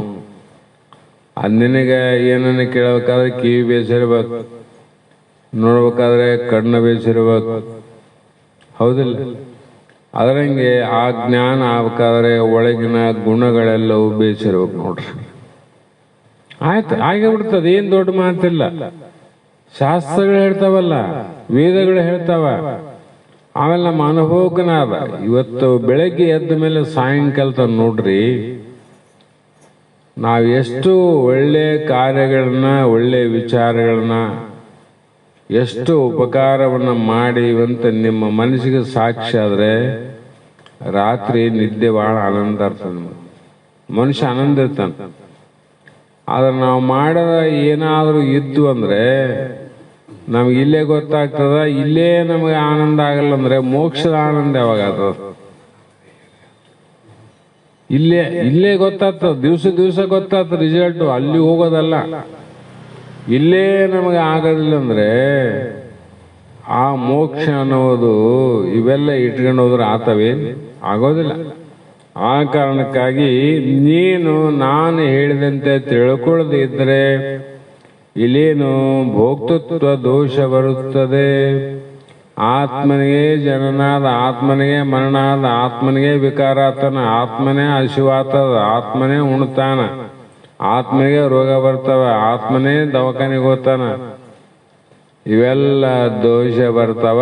ಈ ದೋಷ ನಿನಗಷ್ಟೆಲ್ಲ, ವೇದಗಳಿಗೆ ದೋಷ ಬರ್ತಾವ. ಏಕಂ ಏವಂ ಅದ್ವಿತೀಯಂ ಪರಬ್ರಹ್ಮಲ್ಲ. ಅದಕ್ಕೆ ದೋಷ ಬರ್ತದ ನೋಡು ಅಂದ್ರೆ ಎಷ್ಟು ಪಾಪ ಬರ್ತದಂತ ಅರ್ಥ ಮಾಡ್ಬೇಕು. ದೋಷ ಅಂದ್ರೆ ಪಾಪ. ಹಾಗಾಗಿ ಆತ್ಮಂಗೆ ಭೋಕ್ತೃತ್ವ ನಿರಾಕರಣ ನಿರೂಪಣೆ ಸೂತ್ರ 2ಕ್ಕೆ ಪದ 13 ಅಂತ ಹೇಳಿದ್ರು. ಈ ಒಳಗಿನ ಸ್ವಚ್ಛತೆ ಇಲ್ಲಂದ್ರೆ ಏನ್ ಮಾಡ್ತವ ಅನ್ನೋದಕ್ಕೆ ಸಣ್ಣ ದೃಷ್ಟಾಂತ ನೆನಪು ಬಂದದ. ಒಬ್ಬ ರಾಜ, ದೊಡ್ಡ ಶ್ರೀಮಂತ ರಾಜ. ಅಲ್ಲಿ ಬರಗಾಲ ಬಂದಿತ್ತು. ಅಂತ ಸಮಯದಲ್ಲಿ ನಿತ್ಯ ದಾಸೋಹ ಇಟ್ಟಿದ್ದ. ಯಾರಿಗೆ ಹಸಿವೆ ಆಗ್ಯದ ಬರಬೇಕು, ಪ್ರಸಾದ ಮಾಡಬೇಕು, ಹೋಗ್ಬೇಕು ರಾಜರವರು. ಆದ್ರೆ ಆತನ ಭಕ್ತಿ ಹೇಗಿತ್ತಂದ್ರೆ ಸ್ವತಃ ಮೊದಲು ಪಂಥೆಯಲ್ಲಿ ಬಂದಂತ ಮಹಾತ್ಮರಿಗೆ, ಸಾಧುಗಳಿಗೆ, ಸಂತರಿಗೆ ತಾನೇ 10 ಮಂದಿ ಇರಲಿ, 50 ಮಂದಿ ಇರಲಿ ಸ್ವತಃ ನೀಡಿ ನಂತರ ಉಳಿದಂತ ಜನಗಳಿಗೆ ಅವ್ರ ಸೇವಕರು ಅವರು ಪ್ರಸಾದ ಬಿಡಿಸಿದ್ರು ನೇಮಿತ್ತು. ಒಂದು ದಿನ ಇದ್ದಕ್ಕಿದ್ದಂಗೆ ಪಂಥಿ ಚಾಲುವಾಗಿತ್ತು. ಆ ಸಮಯದಲ್ಲಿ ಸಾಧುಗಳು ಲೈನಿಗೆ ಕುಂತಿದ್ರು. ಆ ರಾಜ ಸಾಧು ಪಂಥಿಗೆ ಪ್ರಸಾದ ಬಿಡಿಸುವಾಗ ಎಲ್ಲರಿಗೂ ನೀಡ್ತಾ ಬಂದ. ಇನ್ನೊಬ್ಬ ಸಾಧನ ಅವ್ರ ಸ್ವಂತ ಇರ್ತಾವ, ಅದಕ್ಕೇನಂತೀರಿ, ಪಾತ್ರೆಗಳು, ಮಣ್ಣಿನ ಪಾತ್ರೆ ಅಂತವೆಲ್ಲ. ಆತ ಅದ್ರಾಗ ನೀಡ್ಸಂತಿದ್ದ. ಈತ ನೀಡಕ್ ಹೋದ ರಾಜ ಹಿಂದಕ್ಕೆ ತಕೊಂಡ. ಅಲ್ಲೋ ಸಾಧುಗಳೇ, ಇದ್ರಾಗ ಕಸ ಎಷ್ಟಾದ, ಕಡ್ಡಿ ಎಷ್ಟಾದ, ಇಂಥ ಕಸ ಕಡ್ಡಿಯಲ್ಲಿ ಹಸನಾದ ಪ್ರಸಾದ ನೀಡ್ಕೊಂಡಂಗ ಇದನ್ನು ಸ್ವಚ್ಛ ಮಾಡ್ಕೊಂಡ ಬಾ ಹೋಗಂದ. ಆ ಸಾಧುಗೆ ಹೇಳಿದ, ನೋಡ್ತಾನ ಪ್ರತ್ಯಕ್ಷ. ಆವಾಗ ಆ ಸಾಧು ರಾಜನಿಗೆ ಉತ್ತರ ಕೊಟ್ಟ, ಈ ಮಾತು ಸತ್ಯ. ಪರಿಶುದ್ಧವಾದ ಪ್ರಸಾದ ನೀಡ್ತಿದ್ದಿ, ಅದರಲ್ಲಿ ಏನು ದೋಷ ಇಲ್ಲ. ಅದು ನನ್ನ ಪಾತ್ರೆಯಲ್ಲಿ ದೋಷಿದ್ದ ಕಾರಣ ಪರಿಶುದ್ಧವಾದ ಪ್ರಸಾದ ಕೂಡ ಮಲಿನ ಆಗ್ತದ. ಇದು ಸ್ವಚ್ಛ ಮಾಡಬೇಕು. ಅದರಂತೆ ನಿನ್ನಲ್ಲಿ ಕೂಡ ಇನ್ನೂ ಪರಿಶುದ್ಧವಾದ ಅಂತಃಕರಣ ಇಲ್ಲ. ನಿನ್ನಲ್ಲಿ ಅಂತಃಕರಣ ಮಾಡಕತ್ತಿಲ್ಲ. ಏನೋ ಒಂದು ಯಾವುದೋ ಒಂದು ಪ್ರಚಾರಕ್ಕಾಗಿ, ವಾರ್ತೆಗಾಗಿ, ಕೀರ್ತಿಗಾಗಿ ಬಲವಂತವಾಗಿ ಮಾಡ್ತಕ್ಕಂಥ ಕಾರ್ಯ ಅದ. ಇಷ್ಟೆಲ್ಲ ನೀನು ಒಳಗ ಅಂತಃಕರಣದಲ್ಲಿ ಇಟ್ಟುಕೊಂಡು ಹೊರಗ ಇಂಥ ಪ್ರಸಾದ ಎಷ್ಟು ವರ್ಷ ಮಾಡಿದ್ರು ಕೂಡ ನಿನಗೆ ಪ್ರಯೋಜನ ಇಲ್ಲ ಅಂದ. ಆವಾಗ ರಾಜ ಗೊತ್ತಾಯ್ತು, ಹೌದಲ್ಲ, ಯಾಕೆ ಮನವರಿಗದ ಕಳ್ಳತನ ಹುಟ್ಟೆ. ಆವಾಗ ಆತಗ ಸಾಷ್ಟಾಂಗ ಹಾಕಿ ಆ ಕ್ಷಣದಲ್ಲೇ ಆ ರಾಜನ ಮನಸ್ಸು ಪರಿವರ್ತನೆ ಆಯ್ತು ನೋಡ್ರಿ.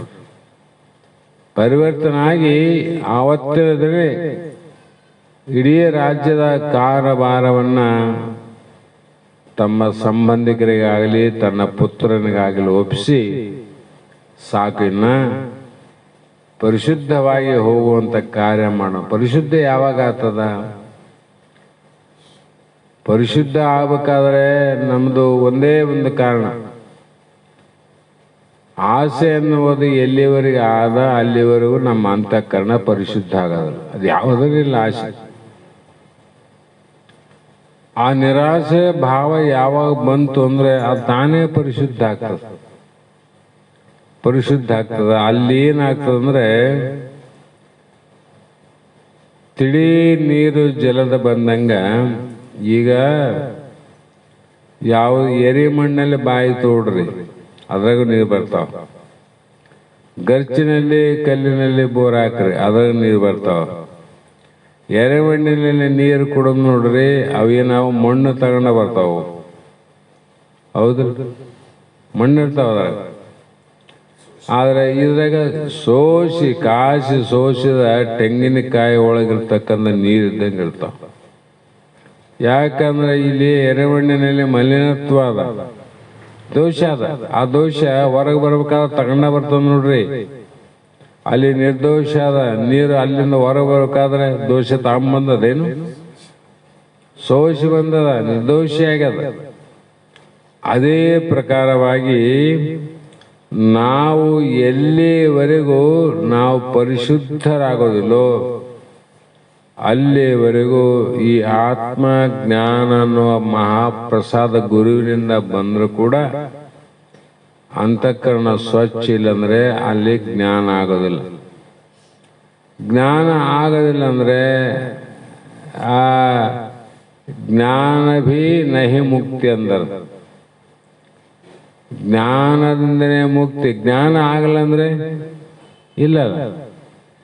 ಹಂಗ ಇಲ್ಲಿ ಕೂಡ ಆತ್ಮಂಗೆ ಭೋಕ್ತೃತ್ವ ನಿರಾಕರಣೆ ನಿರೂಪಣೆ ಸೂತ್ರ 2 ಅಂತ ಹೇಳಿದ್ರು. ಮುಂದ 3ನೇ ಸೂತ್ರದಲ್ಲಿ ತೋರುವ ತನು ಇದು ತಾನು ಅಲ್ಲ ಎಂತನೇ ತೋರುವ ಘಟ ಪಟಾದಿಗಳಂತೆ. ನೋಡು, ಇಲ್ಲಿವರೆಗೆ ಹೇಳ್ತೀನಿ, ಕಾಣ್ತದ ಕಾಣ್ತದಂತ ಯಾಕೆ ಹುಡಕಂತಾರ? ಇದು ಕಂಡದ್ದ ನಾನಲ್ಲ ಅಂತ ನಿಶ್ಚಯ ಜ್ಞಾನ ಆಗ್ಬೇಕಾದ್ರೆ ಎಷ್ಟೋ ಜನ್ಮ ಬೇಕಾಗ್ಯದ. ಶಾಸ್ತ್ರಗಳಲ್ಲಿ ಹೇಳಿದ್ದೆ ಹೇಳ್ತಾರಂತ ಅನ್ಬೋದು. ಹೇಳಿದ್ದೇ ಹೇಳುವ ಗುರು, ಕೇಳಿದ್ದೇ ಕೇಳುವ ಶಿಷ್ಯ, ಕೇಳಿದ್ದನ್ನ ಕೇಳಿ ಶಿಕ್ಷುವುದೇ ಆನಂದ. ಗುರು ಏನ್ ಹೇಳ್ದೆ? ಹೇಳಿದ್ದೆ ಹೇಳ್ಬೇಕಲ್ಲ. ಶಿಷ್ಯ ಕೇಳಿದ್ದೆ ಕೇಳ್ಬೇಕಲ್ಲ. ಒಮ್ಮೆಲೆ ಆತ್ಮ ನೀನು ಅಂತೇಳಿ ಯಾರನ್ನ ಹೇಳ್ಬಿಟ್ರೆ ಗತಿ ಏನಾಗ್ತದ? ಅದಕ್ಕೆ ಉತ್ತರವ ಒಮ್ಮೆಲೆ ಹೇಳಬಾರದು. ಶಾಸ್ತ್ರ ಅದಕ್ಕೂ ಉತ್ತರವ ಹಂಗನೋರಿಗೆ. ಹಾಗಾಗಿ ತನುವು ತೋರದ ಹೋಗಿದ್ದರೆ ಶರೀರ ತೋರ್ತ ಕಾಣ್ತದ, ಅದಕ್ಕೆ ನಂದ ಅಂತಿಲ್ಲಪ್ಪ, ಕಂಡದಕ್ಕಂತೀವಲ್ಲ.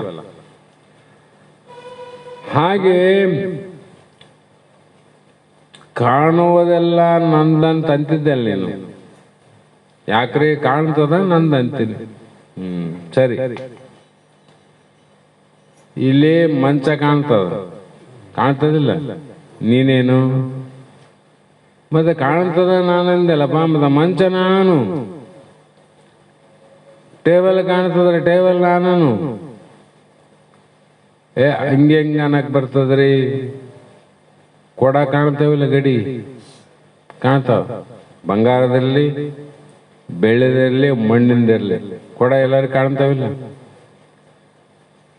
ಕೊಡ ಬಂಗಾರದಲ್ಲಿ ಬೆಳೆದಿರಲಿ ನಂದು ಅನ್ಬೋದು, ಇಲ್ಲಂತಲ್ಲ. ಯಾರದ್ರೆ ನಂದಂತ. ನೀನೇನಂದ್ರೆ ಕೊಡ ನೀನೇನಂದ್ರೆ ಅಲ್ಲ ಅಂತೀವಿಲ್ಲ. ಯಾಕ್ರಿ ಅವು ತೋರ್ತಾವ ಅಲ್ಲಂದಲ್ಲ, ಮತ್ತೆ ಇಲ್ಲಿ ತೋರಿದ ದೇಹವನ್ನ ನಾನಂತ ಹೆಂಗಂತಿದ್ದಿ ಅನ್ನಂಗಿದ್ರೆ ಅಷ್ಟಕ್ಕನು ಕಂಡದ್ದೆಲ್ಲ ಒಂದು ನಾನು ಹಂಗನ್ನಕ್ಕೆ ಹೆಂಗ್ ಬರ್ತದ್ರಿ ಅಂದ್ರೆ ಏನ್ ಅರ್ಥ ಆಯ್ತು? ಮತ್ತೆ ನಾವ್ ಹೇಳಿದ್ದೆ ಸರಿಯಾದಂತ ಅರ್ಥ ಆಯ್ತಿಲ್ಲ. ಹಾಗಾಗಿ ತೋರುವುದರಿಂದಲೇ ನಾನು ಎಂದು ಹೇಳುತ್ತೇನೆಂದ್ರೆ ಉತ್ತರ ಕೊಡ್ತಾರೆ ಇಲ್ಲಿ. ಇಲ್ರಿ ಋಷಿಗಳೇ, ಶರೀರ ಕಾಣ್ತದ ಅದಕ್ಕೆ ನಾನು ಅಂತೀನಿ, ಕಾಣದಿದ್ರೆ ನಾನು ಯಾಕೆ ಅಂತೀನಿ ಅಂದ್ರೆ, ತನು ತೋರದಿರೆ ತನುವಿದು ನೀನೆಂದ ಎಂತೆಂಬೆ, ತನು ತೋರ್ಪ ಕಥದಿಂದ ನೀನೆಂಬೆ, ನಿನಗೆ ತೋರಿತ್ತಾಗಿ ನೀನಲ್ಲ ಈತನು ತನುವಿನಿಂದ ಅನ್ಯವೆಂತದು ಸತ್ಯ ಅಂತ ಉತ್ತರ ಕೊಟ್ಟರು. ಕಂಡದಕ್ಕೆ ನಂದಂತೆಲ್ಲಮ್ಮ, ಕಂಡದಕ್ಕೆ ನಂತೆಲ್ಲ. ಅದಕ್ಕಾಗಿ ನಾವೇನ್ ಹೇಳ್ತೀವಿ, ನಿನಗ ಕಾಣ್ತದ ಅಂದ್ರೆ ಅದು ನೀನಲ್ಲ, ಕಾಣ್ತದ ಅಲ್ಲಲ್ಲಮ್ಮ. ಅದಂಗ ದೇಹ ನೀನು ಕಾಣ್ತದ, ಅದಕ್ಕಾಗಿ ದೇಹ ನೀನಲ್ಲಮ್ಮ ಅಂತ ಅವ್ರು ಹೇಳುವಂತ ಮಾತು ಸತ್ಯವಿದು ಅಂದ್ರೆ, ಅದಕ್ಕಾಗಿ ಕೊಡ ನೀನೇಗಲ್ಲೋ ಮಂಚ ನೀನೇಗಲ್ಲೋ ಅದ್ರಂಗ ತೋರುವಂತ ದೇಹ ಇಂದ್ರಾದಿಗಳು ಕೂಡ ನೀನಲ್ಲ. ಮತ್ತೆ ತನುವಿದು ಆನೆಂದು ಓರ್ಮೆ, ತನು ತನ್ನದೆಂದು ಓರ್ಮೆ, ನಿನಗೆ ತೋರ್ಪದು ಅದರಿಂದೇ ತನುವಿದು, ಮನದನ್ನೇ ನೀನೆಲ್ಲವಿದನು ಯುಕ್ತ್ಯಾನುಮಾನ ಅನುಭವದಿಂದ ಅವತರಿಪದು. ನ್ಯಾಯ ಮುಗಿಲಿಲ್ಲ ಅಂದ್ರೆ ಕೊನೆಗೆ ಎಲ್ಲಿ ಹೋಗ್ತೀವಿ? ಯಾವುದೇ ಒಂದು ನ್ಯಾಯ ಇರಲಿ, ಮನೆಯಲ್ಲೇ ಸರಿಪಡಿಸೋ ಪ್ರಯತ್ನ ಮಾಡ್ತೀವಿ, ಆಮೇಲೆ ಪಂಚರಲ್ಲಿ ಪ್ರಯತ್ನ ಮಾಡ್ತೀವಿ, ಆಮೇಲೆ ಹಿರಿಯರಲ್ಲಿ ಪ್ರಯತ್ನ ಮಾಡ್ತೀವಿ, ಗುರುಗಳಲ್ಲಿ ಪ್ರಯತ್ನ ಮಾಡ್ತೀವಿ. ಎಲ್ಲ ಮೀರಿದ ಮೇಲೆ ಎಲ್ಲಿಗೆ ಹೋಗ್ತೀವಿ? ಕೋರ್ಟಿಗೆ ಹೋಗ್ತೀವಲ್ಲ. ಕೋರ್ಟ್ನಲ್ಲಿ ಏನು ಹೇಳ್ತದ ಸತ್ಯ ಅಲ್ಲ, ಅದೇ ಸತ್ಯ ಅಲ್ಲ. ಅಲ್ಲೇನು ಮಾತಾಡಂಗಿಲ್ಲ, ಅದು ಅಂತಿಮ ನಿರ್ಣಯ. ಅದ್ರಂಗ ಇಲ್ಲಿ ಈ ದೇಹವು ಅಂದ್ರೆ ಈ ಶರೀರ ತೋರ್ತದಂದ್ರೆ ನೀನಲ್ಲ ನೋಡು. ಒಂದ್ ಬರ್ಕ ತೋರ್ತದ ನೀನಲ್ಲ. ಯಾಕಂದ್ರೆ ನೀನೇ ದೇಹ ಆಗಿದ್ದರೆ ನೀನು ಯಾವಾಗಲೂ ನಾನು ನಾನಂತ ಅಂತಿದ್ದಿಲ್ಲ. ನಾನಂತೀವಲ್ಲ, ದೇಹ ನಾನು. ದೇಹನ ತಿಳಿದೋ ನಾನಂತಿದ್ದೋ, ತಿಳಿಯಾರ್ದು ಅಂತಿದ್ದೋ? ತಿಳಿದ ಅಂತಿದ್ದ ಆಮೇಲೆ ಅದು ತಿಳಿಸ್ಕೊಂತದ. ನೀನ್ ಹೆಂಗಾತಿದ್ದಿ? ತಿಳಿಯೋ ನೀ ಬೇರೆ ಇರ್ಬೇಕು. ಆ ಕಾರಣದಿಂದ ತನುವಿದು ಶರೀರ ಮನದನ್ನೇ ಅಂದ್ರು. ಮನದನ್ನೇ ಅಂತಂದ್ರೆ ಮನಸ್ಸಿಗೆ ಪ್ರಿಯವಾದಂಥವಳೆ. ಈ ದೇಹ ನೀನು ಅಲ್ಲ, ನೀನು ಎಂದಿಗೂ ಆಗೋದಿಲ್ಲ. ಕೊಡ ನೀನು ನೋಡಿದಂದ್ರೆ ಕೊಡ ನೀನು ಆಗೋದಿಲ್ಲ, ಎಂದಿಗೂ ಆಗೋದಿಲ್ಲ. ಅದು ಬೇರೆನೆ, ನೀನು ಬೇರೆನೆ. ಹಾಗೆ ನೀನು ಏನಂತಿದ್ದಿ? ಒಂದು ಸಮಯ ಬಂದಾಗ ನನ್ನ ಅಂತಿದ್ದಿ, ಒಂದೊಂದು ಸಮಯ ಬಂತಂದ್ರೆ ನಾನು ಅಂತಿದ್ದಿ. ನಾನಾದ್ರಂತ ಅನು, ಇಲ್ಲ ನನ್ನದಂತಾದ್ರ ಅನು. ಎರಡು ಕೂಡಿ ಎಳಿಸ್ತಂದ್ರೆ ಅದು ಸುಳ್ಳಾದಂತ ಅರ್ಥ ಆಯ್ತು. ನೀ ಅನ್ಕೊಂಡಿದ್ರೆ ಸುಳ್ಳ. ಕೋರ್ಟ್ನಾಗ ಏನ್ ಮಾಡ್ತಾರೆ? ಅವಾಗೊಂದು ಮಾತಾಡ್ತಿದ್ದಿ, ಇವಾಗೊಂದು ಮಾತಾಡ್ತಿದ್ರೆ ನೀನು ಸುಳ್ಳಾದಪ್ಪ, ಇವಂದೇ ಸತ್ಯ ಅಂತ ಆದೇಶ ಮಾಡ್ತಾವಿಲ್ಲ. ಅದ್ರಂಗ ನೀನು ತಡಕ್ತ ಸಂಶಯದಲ್ಲಿದ್ದು ಒಮ್ಮೆ ನಾನು, ಒಮ್ಮೆ ನೀನು, ಒಮ್ಮೆ ನಂದು, ಒಮ್ಮೆ ನನ್ನದಂತ ಏನ್ ಹೇಳ್ತದಲ್ಲ, ಇದು ಸುಳ್ಳಿದ್ದಂಗ ಅದ ಅಂಥೇಳಿ ಏನು ನಿರ್ಣಯ ಮಾಡಿದವು ಅಂದ್ರೆ, ಯುಕ್ತಿ ಅನುಮಾನ ಅನುಭವದಿಂದ ಅವತರಿಪದು. ಇದಕ್ಕ ಭಗವದ್ಗೀತೆ, ಬ್ರಹ್ಮಸೂತ್ರ, ಉಪನಿಷತ್ತುಗಳೇ ಪ್ರಮಾಣ. ಮತ್ತೆ ಅದಕ್ಕೆ ಬೇಕಾದಂತ ದೃಷ್ಟಾಂತಗಳೇ ಪ್ರಮಾಣಗಳು. ಮತ್ತೆ ಇವೆರಡು ಇದ್ರೂ ಕೂಡ ನಿನ್ನ ಅನುಭವಕ್ಕೆ ಬರಲಿಲ್ಲ ಅಂದ್ರೆ ಅದು ಅಪ್ರಮಾಣ. ಇದು ನಿನ್ನ ಅನುಭವಕ್ಕೆ ಬರಬೇಕು. ಬಂದಾಗ ಆ ರೀತಿ ವಿಚಾರ ಮಾಡಿ ನೋಡಿದಾಗ ಈ ದೇಹ ನೀನಲ್ಲ ನೋಡೋಣ. ಆ ರೀತಿ ವಿಚಾರ ಮಾಡಿದಾಗ ಜಾತ್ರೆ ಮೊನ್ನೆ ಆಗ್ಯದ, ಅಲ್ಲಿಂದ ಬಂದಕ್ಕೆ ತಗೊಂಬಂದು ಮನೆಗೆ ಬರೋದಾಗ ಹಿಂಗಂದ್ರೆ ಮುರಿದೋಗ್ಬಿಡ್ತಾವ, ಮುರಿತಾವಿಲ್ಲ. ಆ ಹುಡುಗ ಅಳ್ತಾನ ಅಷ್ಟೆ, ನನಗ ಬಂದೂಕ್ ಕೊಡಿಸು. ಈಗ ತಂದೇವಲ್ಲ ಬಂದಕ್ಕಂದ್ರೆ ಅದು ಮುರಿದದ ಏನು ಮಾಡಲಿ, ಇನ್ನೊಂದು ಕೊಡಿಸಂತ ನಾವು ಅಂತಾನೆ. ಆ ಹುಡುಗ ಜ್ಞಾನ ಅದ ನೋಡ್ರಿ, ಅವನು ಆ ಜ್ಞಾನ ಅದ. ಇನ್ನೊಂದು ಬಂದಕ್ಕೆ ಕೊಡ್ಲಿ ಇಲ್ಲ ಹೋಗ್ಲಿ ಬಿಡಪ್ಪ ಅಂದು ಸಮಾಧಾನ ಮಾಡ್ಕೊಂತಾನ, ಅಳಂಗಿಲ್ಲ ಅವನು, ಮತ್ತೆ ಬೇಕಂತಾನ. ಕೊಡಿಸಿದ್ರೆ ಸರಿ, ಕೊಡದಿದ್ರು ಸರಿ, ಸುಮ್ಮನೆ ಅತನಿಲ್ಲ. ಯಾಕಂದ್ರೆ ಅದು ಡೂಪ್ಲಿಕೇಟ್ ಅಂತ ಗೊತ್ತದ ಅವನಿಗೆ. ಜಾತ್ರೆಗಳದ್ದು ಅದು ನಾನಲ್ಲ, ಬಂದೂಕು ನಾನಲ್ಲ. ಹೌದು, ವಿಚಾರ ಮಾಡಿದಾಗ ಹೋದ್ರು ಬಿಡಂತ ಹಿರಿಯರು ಹೇಳ್ತಾರೆ, ಇನ್ನೊಂದು ತಗಮು ಅಂದಾಗ ಭಾಳ ಆಡಿಕೆ ಅಂತ ಸಮಾಧಾನ ಹೋಗ್ತದೆ. ಆದ್ರೆ ನಮ್ಮ ದೇಹ ಹೋಗೋ ಕಾಲಕ್ಕಲ್ಲ, ನಮ್ಮ ಸಂಬಂಧಪಟ್ಟ ದೇಹ ಹೋದ್ರೆ ಎಷ್ಟು ದುಃಖ ಆಯ್ತು ನಮಗೆ. ನಮ್ಮ ಶರೀರ ಹೋಗೋದು ದೂರ ಆಯ್ತು, ನಮ್ಮ ಸಂಬಂಧಿಕರ ದೇಹ ಹೋಯಿತು ಅಂದ್ರೆ ಹೋಗಲ್ ಬಿಡಂತೀವ ನಾವು. ಹೋಗಲ್ ಬಿಡಂತ ಅನ್ನಂಗಿಲ್ಲ, ಮತ್ತೆ ಅದನ್ನ ನೆನಪು ಮಾಡಿ ಶೋಕ ಮಾಡಿ ದುಃಖ ಮಾಡಿ 108 ಕತೆ ಕಾದಂಬರಿ ಕಟ್ಟಿ ಅವಕ್ಕ ತಲೆ ಕುಂದ್ರಂಗ, ನಮ್ಮ ಅಪ್ಪ ಸತ್ತ ಹಿಂಗಾಯ್ತು, ಅವ್ವ ಸತ್ತ ಹಿಂಗಾಯ್ತು ಅಂದ್ರೆ ಸಾವಿನಲ್ಲಿ ಅಂತ ದುಃಖ ಆದಂತ ಅವಕ್ಕೆ ಆಶೀರ್ವಾದ ಮಾಡಿಬಿಟ್ರು ಮಕ್ಕಳಿಗೆ. ಆಶೀರ್ವಾದ ಶುರು ಆಯ್ತು. ಹಂಗಾಗಿ ದೇಹ ಹೋದಾಗ ಎಷ್ಟು ದುಃಖ ಆತಂತ ಅವು ತಲೆ ಕುಂತಾಗ ಅವಕ್ಕೇನಾಯ್ತು, ತಮ್ಮ ದೇಹದ ಮೇಲೆ ಹೆಚ್ಚಿನ ಮೋಹ ಆಯ್ತು ನೋಡ್ರಿ. ಈ ದೇಹವನ್ನು ಬಹಳ ಕಾಳಜಿ ಮಾಡ್ಕೋಬೇಕು ನಾವು. ಬಂತಲ್ಲಿ ಯಾರು ಕಲಿಸ್ಕೊಟ್ರು? ನಾವೇ ಕಲಿಸ್ಕೊಟ್ವಿ. ಅದೇ ಅವ್ರಿಗೆ ಪಾಠ ಆಗ್ಯದ. ಹೇಳಬಾರ್ದಂತ ಅರ್ಥ ಅಲ್ಲ, ಸತ್ಯ ಹೇಳದು ಪ್ರಾರಬ್ಧ. ನೋಡೋ ಹುಟ್ಟಿದವರೆಲ್ಲರೂ ಒಂದ್ ದಿವ್ಸ ಸಾಯದೆ, ಯಾರು ಹೋಗ್ತಾರ ಯಾರು ಇರ್ತಾರ. ಸಣ್ಣವನ್ ಯಾಕೆ ಸತ್ತ, ದೊಡ್ಡವನ್ ಯಾಕೆ ಅನ್ನಂದ, ಸಣ್ಣ ಒಂದು ಪ್ರಾರಬ್ಧ ಮುಗ್ದದ, ದೊಡ್ಡವನ್ ಇನ್ನ ಆದ, ಅದಕ್ಕೆ ಅವನು ಬದುಕಾನ, ಇವನು ಸತ್ತಾನಂತೇಳಿ ಮಾತ ಮುಗಿತಲ್ಲ. ಅಂದ್ರೆ ಶಾಸ್ತ್ರದಾಗ ಹೇಳಬೇಕು, ಸಂಸಾರದಾಗ ಹೇಳಬಾರ್ದು. ಮತ್ತೆ ಹೇಳ್ತೀನಿ, ತಪ್ಪಾತ. ಸಂಸಾರದಾಗ ಹೇಳಕ್ ಹೋಗ್ಬೇಡ್ರಿ. ಅವ್ರ ಹಂಗೆ ಕೌಸಾಯಿ ಅಂದ್ರೆ ಕೌಸಾಯಿ, ಬಹುಸಾಯಿ ಅಂದ್ರೆ ಬಹುಸಾಯಿ. ಒಬ್ಬ ಬ್ರಾಹ್ಮಣ ಹಿಂಗ್ ಹೊಂಟಿದ್ನಂತ, ಮೊಹರಂ ಹಬ್ಬ ಇತ್ತಂತ. ಅವರೆಲ್ಲ ಮೊಹರಂ ಹಬ್ಬದಲ್ಲೇ ಮತ್ತೆ ಅಲೆ ಆಡೋರಲ್ಲ, ಕಂಡೋರ್ನೆಲ್ಲ ಹಿಡ್ಕೊಂಡು ಹೋಗೋರು. ಒಂದೇ ಬ್ರಾಹ್ಮಣ ಮನಿತಾನ, ಒಬ್ಬನೇ ಅಚಾನಕ್ ಅಲ್ಲಿ ಸಿಕ್ಕನ, ಹೋಗಿ ಹಿಡ್ಕೊಂಡೋಗಿ ನಮ್ಮ ಜೊತೆಗೆ ನೀನು ಕೌಸ ಹೇಳ್ಬಾರ್ದು ಅಂತ. ಒಲ್ಲೆಂದ್ರೆ ಸುಮ್ಮನೆ ಹಂಗಿಲ್ಲ, ಮೆಜಾರಿಟಿ ಅವ್ರದ್ದು ಅದ. ಅವಾಗ ಬ್ರಾಹ್ಮಣರು ಮತ್ತೆ ತುಪ್ಪ ತಂದು ತಲೆ ಅಂತಾರೆ. ಮತ್ತೆ ಬ್ರಾಹ್ಮಣರು ಅಂದ್ರೆ ಹಿಂದಿನ ಜನ್ಮದ ಜ್ಞಾನ ಇರ್ತದೆ, ಜನರಲ್ಲಿ ಹೇಗೆ ಪಾರ ಆಗ್ಬೇಕಂತ ಜ್ಞಾನ ಇರ್ತದೆ. ಅದಕ್ಕೆ ನೋಡ್ರಿ, ಅವರು ಕೇಸು ಬಾಸು ಎಲ್ಲ ಜಗಳಾಡೋದು ಕೋರ್ಟ್ನಾಗ ಕೇಳಿದ್ರೆ, ಬ್ರಾಹ್ಮಣರು ಒಂದು ಕೇಸು ಪೊಲೀಸ್ ಸ್ಟೇಷನ್ ಬರಂಗಿಲ್ಲ. ಇದ್ರ ಮೇಲೆ ಗೊತ್ತಾಗ್ತದ ಬ್ರಾಹ್ಮಣರಲ್ಲಿ ಬುದ್ಧಿ ಆದಂತಿಲ್ಲ, ಅನ್ಬೇಕಿಲ್ಲ.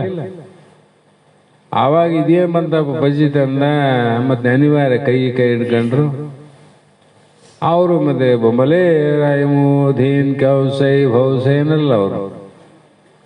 ಈತ ಏನು ಎಂದ ಅಂದವನೆಲ್ಲ ಬಿಟ್ಟವನೆಲ್ಲ.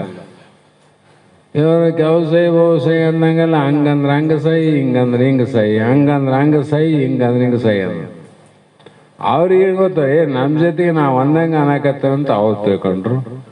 ಇತ್ತಾಗ ನೀವು ಅಂದಂಗ ಅಂಥೇಳಿ ಹೋದಂಗ ಪ್ರಪಂಚದಲ್ಲಿ ಪಾರಮಾರ್ಥಗಳು ಸ್ವಲ್ಪ ಜಾಣರಾಗಿರ್ಬೇಕು. ಪ್ರಪಂಚದಲ್ಲಿ ಇಷ್ಟೇ ಹೇಳಪ್ಪ ಅಂದ್ರೆ ಅಲ್ಲ, ಎಲ್ಲ ಜ್ಞಾನ ಹೇಳ್ತಾರಲ್ಲಿ. ಶಾಸ್ತ್ರದಾಗಿ ಹೇಳ್ಬೇಕು, ಕೇಳಿದ ಮೇಲೆ ನೀವು ಅಷ್ಟು ಆನಂದವಾಗಿರ್ಬೇಕು ಅಷ್ಟೆ. ಉಳಿದವ್ರು ಅಳಲಿ, ತಪ್ಪಂತಲ್ಲ. ಅದು ತಿಳಿದವರು ಬಸವನಂದ್ರ ಹೇಳ್ದಂಗೆ ಹೇಳ್ಬೇಕು. ಮತ್ತೆ ಬಸವನಂದ್ರು ಮನೆಯವರು ತೀರ್ಕೊಂಡಾಗ ಒಕ್ಕರಣೆಯಲ್ಲಿ ಮತ್ತೆ ಸಮಾಧಿ ಮಾಡಬೇಕಲ್ಲ, ಅವರು ಸಂಬಂಧಿಕರು, ತವ್ರ ಮನೆಯವರು, ಅವರು ತಾತನವ್ರ ಅತ್ತೆ ಅಂದ್ರೆ ಹೆಂಡತಿ, ತಾಯಿ, ಅವರು ಸಂಬಂಧಿಕರು ಎಲ್ಲರೂ ಬಂದ್ರಂತ.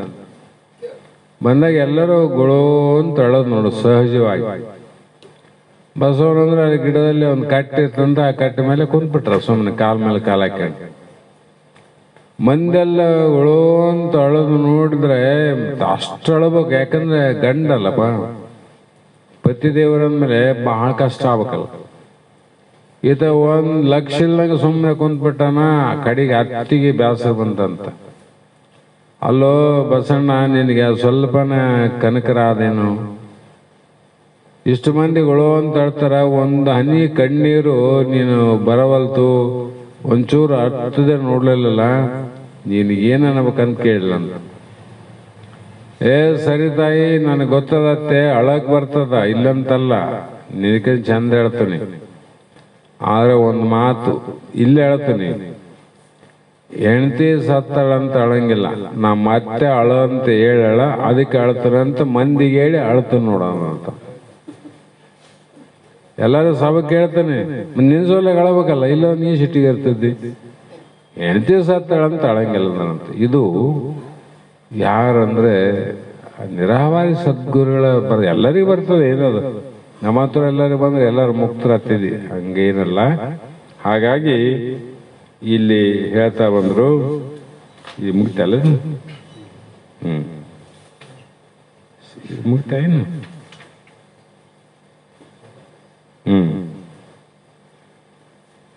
ಇಲ್ಲಿ 2 ನುಡಿ ಆಯ್ತು. 3ನೇ ನುಡಿ ನಾಳೆ ದಿನ ವಿಚಾರ ಮಾಡೋಣ ಅಂತಕ್ಕಂಥ ಮಾತನ್ನ ಹೇಳಿ, ಈಗಾಗಲೇ ತಮ್ಮೆಲ್ಲರಿಗೂ ಗೊತ್ತಿದ್ದಂತೆ 23ನೇ ತಾರೀಕಿನಿಂದ 26ನೇ ತಾರೀಕುವರೆಗೂ ಸದ್ಗುರು ಬಸವಾನಂದರ ಮೂಲ ಕ್ಷೇತ್ರದಲ್ಲಿ ಎಡೆಬಿಡದ ಕಾರ್ಯಕ್ರಮ ಪ್ರಾರಂಭ ಆಗ್ತವ. ತಾವೆಲ್ಲರೂ ಆದಷ್ಟು 2-3 ದಿನ ಸ್ವಲ್ಪ ಆ ಕಡೆ ಇದ್ದು ಆ ಕಾರ್ಯದಲ್ಲಿ ಭಾಗಿಗಳಾಗಂತ ನನ್ನ ಇಚ್ಛೆ. ಯಾಕಂದ್ರೆ ಈ ಸಮಯ ಮತ್ತೆ ಸಿಗೋದಿಲ್ಲ. 4 ಜನ ನೀವೆಲ್ಲ ಅಲ್ಲಿ ಇರೋದ್ರಿಂದ ಎಲ್ಲ ವ್ಯವಸ್ಥೆ ಕೂಡ ಕಾರಣ ಆಗ್ತದೆ. ಅಲ್ಲಿ ಏನು ತೊಂದರೆ ಇಲ್ಲ, ತೊಂದರೆ ಬಿಸಿ ನೀರು ಸಿಗ್ತಾವ, ಮಲಗಾಗ ಸ್ವಲ್ಪ ಜಾಗ ಅಸ್ತವ್ಯಸ್ತ, ಒಂದು ಒದಕಮ್ಮ ತಂದ್ಬಿಟ್ರೆ ಅಲ್ಲಿ ಇಲ್ಲಿ ನಡೀತದ. ಮತ್ತು ನಾವು ನಾಳೆ ಸಾಯಂಕಾಲ ಹೋಗ್ಬೇಕಂತ ಒಂದು ವಿಚಾರ ಅದ. ಹೋದ್ರೆ ಸಾಯಂಕಾಲ ಹೋಗಿ 26ಕ್ಕೆ ಮತ್ತೆ ಬರ್ತೇವೆ. ಇವತ್ತು ರಾಮು ಮತ್ತು ಪೂಜಾರಿ ಅವರಿಬ್ಬರು ಹೋಗ್ಯಾರ ಅಲ್ಲಿಗೆ.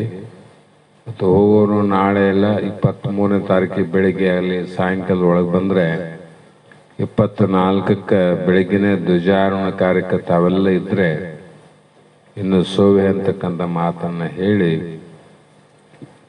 ಇವತ್ತಿನ ಶಾಸ್ತ್ರಕ್ಕೆ ಮಂಗಳವನ್ನು ಹೇಳೋಣ. ಹಾರತಿ ಸ್ಮರಿಸುತ್ತ ಬೆಳಗಿರಿ ವರಗುರು ರಾಜನಿಗೆ, ಧರಣಿಯ ಜನರ ತಾಪವಹರಿಸಿದ ಗುರು ಶಿವಪುತ್ರನಿಗೆ, ನಿತ್ಯ ನಿರಂಜನ ನಿರುಪಮನಾದ ಅದ್ವೈತಾಚಾರ್ಯನಿಗೆ, ಸದ್ವಸ್ತ್ವಂ ಸದ್ವಿಕ್ತಿಲಿ ತಿಳುಪಿದ ಸತ್ಯ ಆನಂದನಿಗೆ, ಗರಗದ ಶ್ರೀ ಗುರು ಮಡಿವಾಳೇಶನ ವರದಿಂ ಜನಿಸಿದಗೆ, ಪರಮ ಸದ್ಗುರು ಶ್ರೀ ಸಿದ್ಧರೂಢ ಕರುಣೆಯ ಕಂದನಿಗೆ, ವರ ನಿಜ ಗುಣ ವಿರಚಿತ ಶಾಸ್ತ್ರ ಗುರುತನು ತಿಳುಪಿದಗೆ, ಮೆರೆಯುವ ಹುಬ್ಬಳ್ಳಿ ಶಾಂತಾಶ್ರಮದೊಳು ಹರುಷದಿ ವಾಸಿಪಗೆ, ಅರವಿನ ಆರತಿ ಸ್ಮರಿಸುತ್ತ ಬೆಳಗಿರಿ ವರಗುರು ರಾಜನಿಗೆ, ಧರಣಿಯ ಜನರ ತಾಪವಹರಿಸಿದ ಗುರು ಶಿವಪುತ್ರನಿಗೆ. ಶ್ರೀಮದ್ ಜಗದ್ಗುರು ಸಿದ್ಧಾರೂಢ ಸ್ವಾಮಿ ಮಹಾರಾಜ್ ಕಿ ಜೈ. ಶ್ರೀ ಸದ್ಗುರು ಶಿವಪುತ್ರ ಸ್ವಾಮಿ ಮಹಾರಾಜ್ ಕಿ ಜೈ. ಶ್ರೀ ಸದ್ಗುರು ಬಸವಾನಂದ ಸ್ವಾಮಿ ಮಹಾರಾಜ್ ಕಿ ಜೈ. ಶ್ರೀ ಸದ್ಗುರು ಅಭಿನವ ಮಹಾರಾಜ್ ಕಿ ಜೈ.